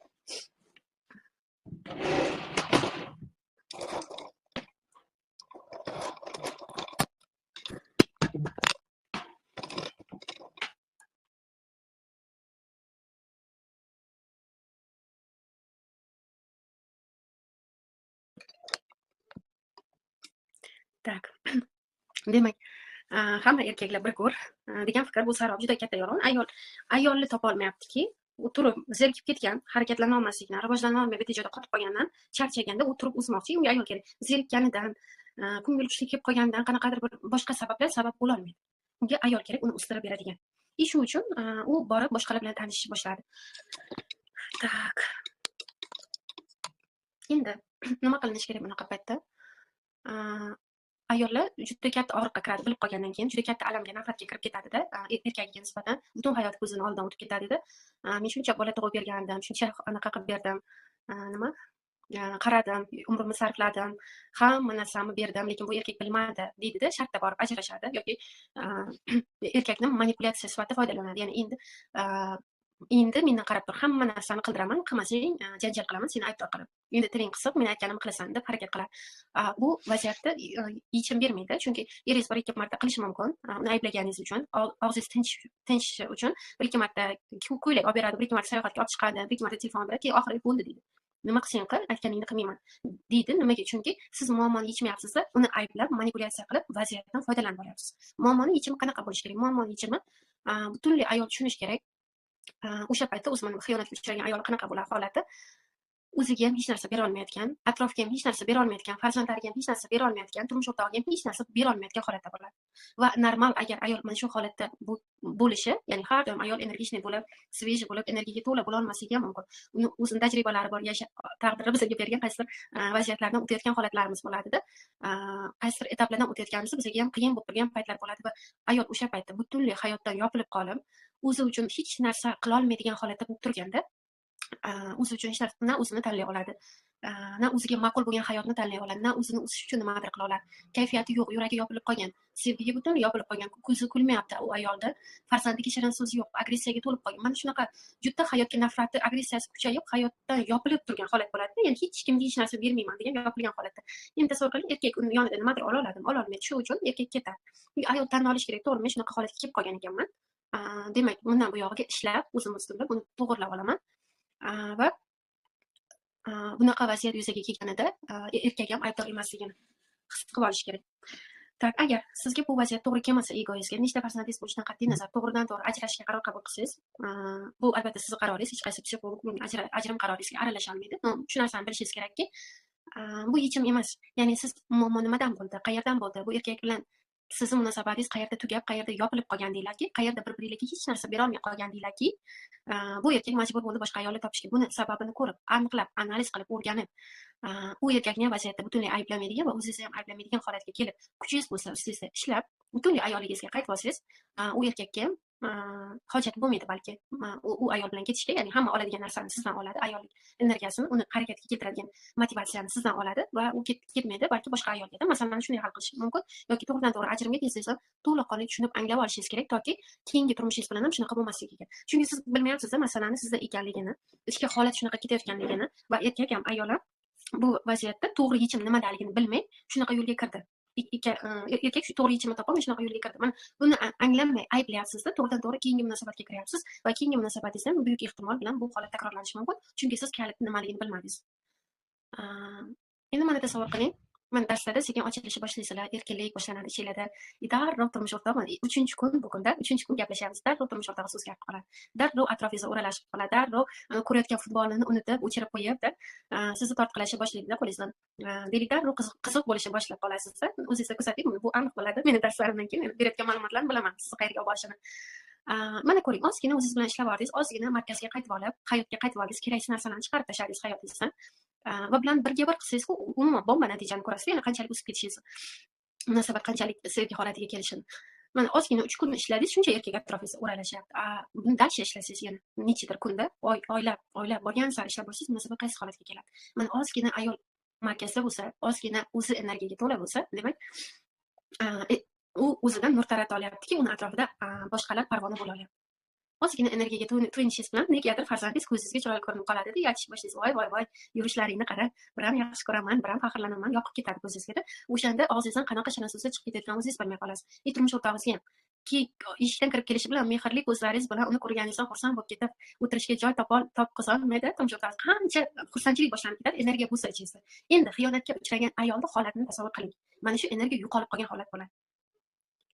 Juda ham agressiyada, juda tushkun holatda, juda o'zini yo'qotib qo'ygan holatda, juda hayotdan xafa, hech narsaga kuchi yo'q, farzandiga qatnashga ham kuchi yo'q, hozir gapiraman, menga tegma, hech kim menga tegmasin deb turgan holat bo'ladi. Mana shunaqa ichki holat yonmayotganda erkak majbur uni yondiradigan zaryad topishga, mana shunaqa ayol topishga majbur. Xiyonatning sababi mana shundan kelib chiqadi. Tak, demak, nima qilish kerak? Xiyonatni bartaraf etish uchun. Xiyonatdan keyin ajrashasizmi, ajrimga qaror qabul qilyapsizmi, qayta yarashasizmi, qayta yashamoqchimisiz? Biling. Buni yagona yechimi ayol ichki holatini butunlay to'g'irlab olib, butunlay sevgi holatiga kelib olishi, butunlay erkakni ko'rganda, qurolni ko'rgandek uyiga hozir qanaqa yaxshi ko'rgan inson kirib keldi va uni qo'yarga joy topolmaydigan ichki holatda, tashqaridagi harakat emas. Shu qadar uni yaxshi ko'rganingizdan, shu qadar sevganingizdan quvonib ketdingizda, ichingizdagi xursandchilikni u bilan bo'lishga tayyorsiz. Mana shunaqa holatda uchinchi insonga hojat bo'lmaydi. Demak, ayol mana shunaqa holatni olib kirib olishi kerak o'zi uchun, munosabatlari uchun, oilasi uchun. Xo'p, nima qilamiz? Bu xiyonatni bitta kichkinagina chast deydi. Men qolganini baribir keyingi mavzuga qoldirar ekanman. Topshiriq beraman hozir. Topshiriq qanaqa? Kecha sizga topshiriq berdim. O'zingizni maqtash haqida. Shu qadar to'lib ketguningizcha o'zingizni maqtang, sevgiga to'yintirib tashlang, ichingizdan chiqsin, ichingizdagi sevgingizni o'zingizga bering, hamma tomoningizga. Sochingizni uchidan tortib yarim soat vaqt ketadimi, o'zingiz bilan o'zingiz gaplashing. Topshiriq berdim, kim bajardi? Bajarganlar o'sha sraz natijani ko'rish boshlagan bo'lsangiz kerak. Sochdan to oyog'ingiz uchigacha hamma joyingizni maqtang, yurakdan maqtang. Yuragingizdan chiqib. Shunaqa o'zingizni erkalang, sevgiga to'yinib keting. Va mana shu to'yinib ketganingizdan keyin darrov atrofga bergisi kelib qoladi. O'zingiz ko'rasiz. Shuncha payt menda oila bor deb yurgan ekanman-da, shuncha payt men erim meni sevadi, men erimni sevaman deb yurgan ekanman-da. Hayot bunaqa bo'lar ekan degan his ochiladi ichingizda. Shuncha payt men farzandimni yaxshi ko'raman deb yurgan ekanman. Bunaqa bo'lar ekan yaxshi ko'rish. Ya'ni to'lib ketganingizdan keyin ularga berish umuman boshqacha. Nima qilasiz? O'zingizni maqtashni davom ettirasiz, o'zingiz bilan gaplashish orqali. Bu birinchi topshiriq bo'lsa, keyingi topshiriq turmush o'rtog'idan xiyonat ko'rganlar, xiyonat savol oilasida bor bo'lganlar, prosta buncha tushunib turasiz, uni nima uchun bu harakatga kelganiga. Misol yana ko'p tomon ochamiz, hali ularni erkaklarni oqlamayapmiz, ular to'g'ri qilgan demayapmiz, ularni plyus minuslarini ham ko'rib chiqamiz. Keyingi topshiriq nima bo'ladi? Turmush o'rtog'ingizni yaxshi tomonlarini o'zingizga ko'rsatishni boshlash, o'zingizga eslatishni boshlash. Xohlang ro'yxat qilib yozing buni. Nima yaxshi tomonlari bor turmush o'rtog'ingiz? Buni bajarishlar, buni bajarmagunizcha ichingizda mana bu uy-xayollar aktiv bo'laveradi. Erkaklar ham bir go'r, erkaklar hammasi yolg'onchi, erkak hammasi mas'uliyatsiz, erkak hammasi devor, toshga o'xshaydi, hissiz. Yanaqa bilmayman, o'zingizga xos bo'lgan erkaklar haqidagi fikrlaringiz va turmush o'rtog'ingiz haqidagi fikrlaringiz aktiv bo'ladi. Hozir bir daqiqa.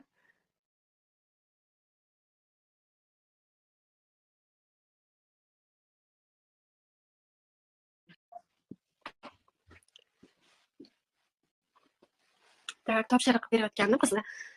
Ro'yxat yozish. Yaxshi tomonlarini.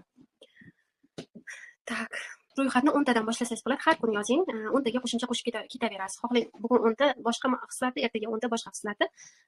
Butun marafon tugaguncha bu bilan ishlashingiz kerak va marafon tugagandan keyin ham dalish buni davom ettirishingiz kerak. Ro'yxatni yozishni. Yaxshi tomonlari, yaxshi hislatlari, sizga bera olgan, sizga yoqqan tomonlari. Ularni yozish kerak, toki shu darajada yozing, butunlay xayolingizdan chiqib ketsin. Erkaklar haqidagi anaqa eski, sarob bo'lgan, yolg'on bo'lgan nomlar.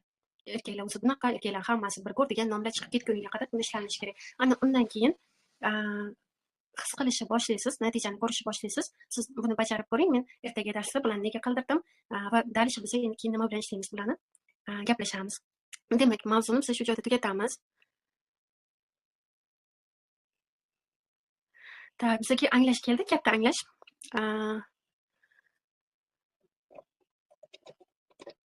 Tak, men mavzudan boshqalarni chalg'itmayman deb anaqa qildim. Tak, buni anaqa o'tkazib bordim. Hozir endi darsdan keyin qarayman. Qaranglar. Men bu darsdan keyin tak. Katta anglashlar oldim. Hamma narsa o'zimga bog'liq ekanligini anglab, javobgarlikni bo'ynimga olib, hamma xohishlarimga, erkinliklarimga serobgarlikda yashashga ruxsat beryapman. 35 yoshimda ham bola pozitsiyasida yashayotgan ekanman va juda bu kulgili holat. O'zimni ustimdan o'zim rosa kulgim keldi. To'g'risi, ayniqsa erkak bosh ayol bo'yin degan vazifani bajarishini kechagi darsda anglab oldim va menga qandaydir bu kuch bergandek bo'ldi. Chunki biz boshimizni xohlagan, o'zimiz xohlagan yoqqan tomonga bura olamiz. Shunday ekan, hayotimda barcha bo'layotgan voqealarga o'zim sabab bo'layotganligimni tushunib yetdim. Endi hayotimdagi yoqmaydigan vaziyatlar uchun hech kimni ayblamayapman. O'zim ustimda ishlab, bilimlarimni oshirib, hayotimni to'g'rilashga harakat qilyapman. Albatta menga sizni yordamingiz va bilimlaringiz juda zarur. Darslaringizni eshitish uchun sizga darslaringiz uchun sizga juda katta rahmat, minnatdorman. Bizga juda kuchli, katta anglash kelgan. Hamma anglashlar to'g'ri, o'rinli. Hatto bu zo'rda, ikkita darsdan keyingi natijaga, bugun 3-dars, hali marafonni tugatmasimizdan oldin juda ko'p narsalar anglab yetilingan. Bu katta natija. Inson vaziyatlarida nimalarni to'g'rilashiga o'zi javobgar ekanligini ko'ra olishi. Albatta tashakkurlik bildiraman. Har bitta darsdan eshitgandan keyin siz ham anglashlaringizni bo'lishing. Menga qiziq, sizdagi qaysi tomonlarni men ishlab bera olyapman, qaysi tomonlarni yana qo'shishim kerak. Tak. Mana shu tashakkurlik yuborgan qismlarimizga albatta katta minnatdorlik bildiraman. Xo'p, biz mana shu joyda darsni yakunlaymiz. Zapis beriladi, o'zlashtiring, topshiriqlarni bajaring. Ertaga kechki soat 20:00da biz yana ko'rishamiz. Har biringizga yaxshi dam oling deyman. Ko'rishguncha deyman.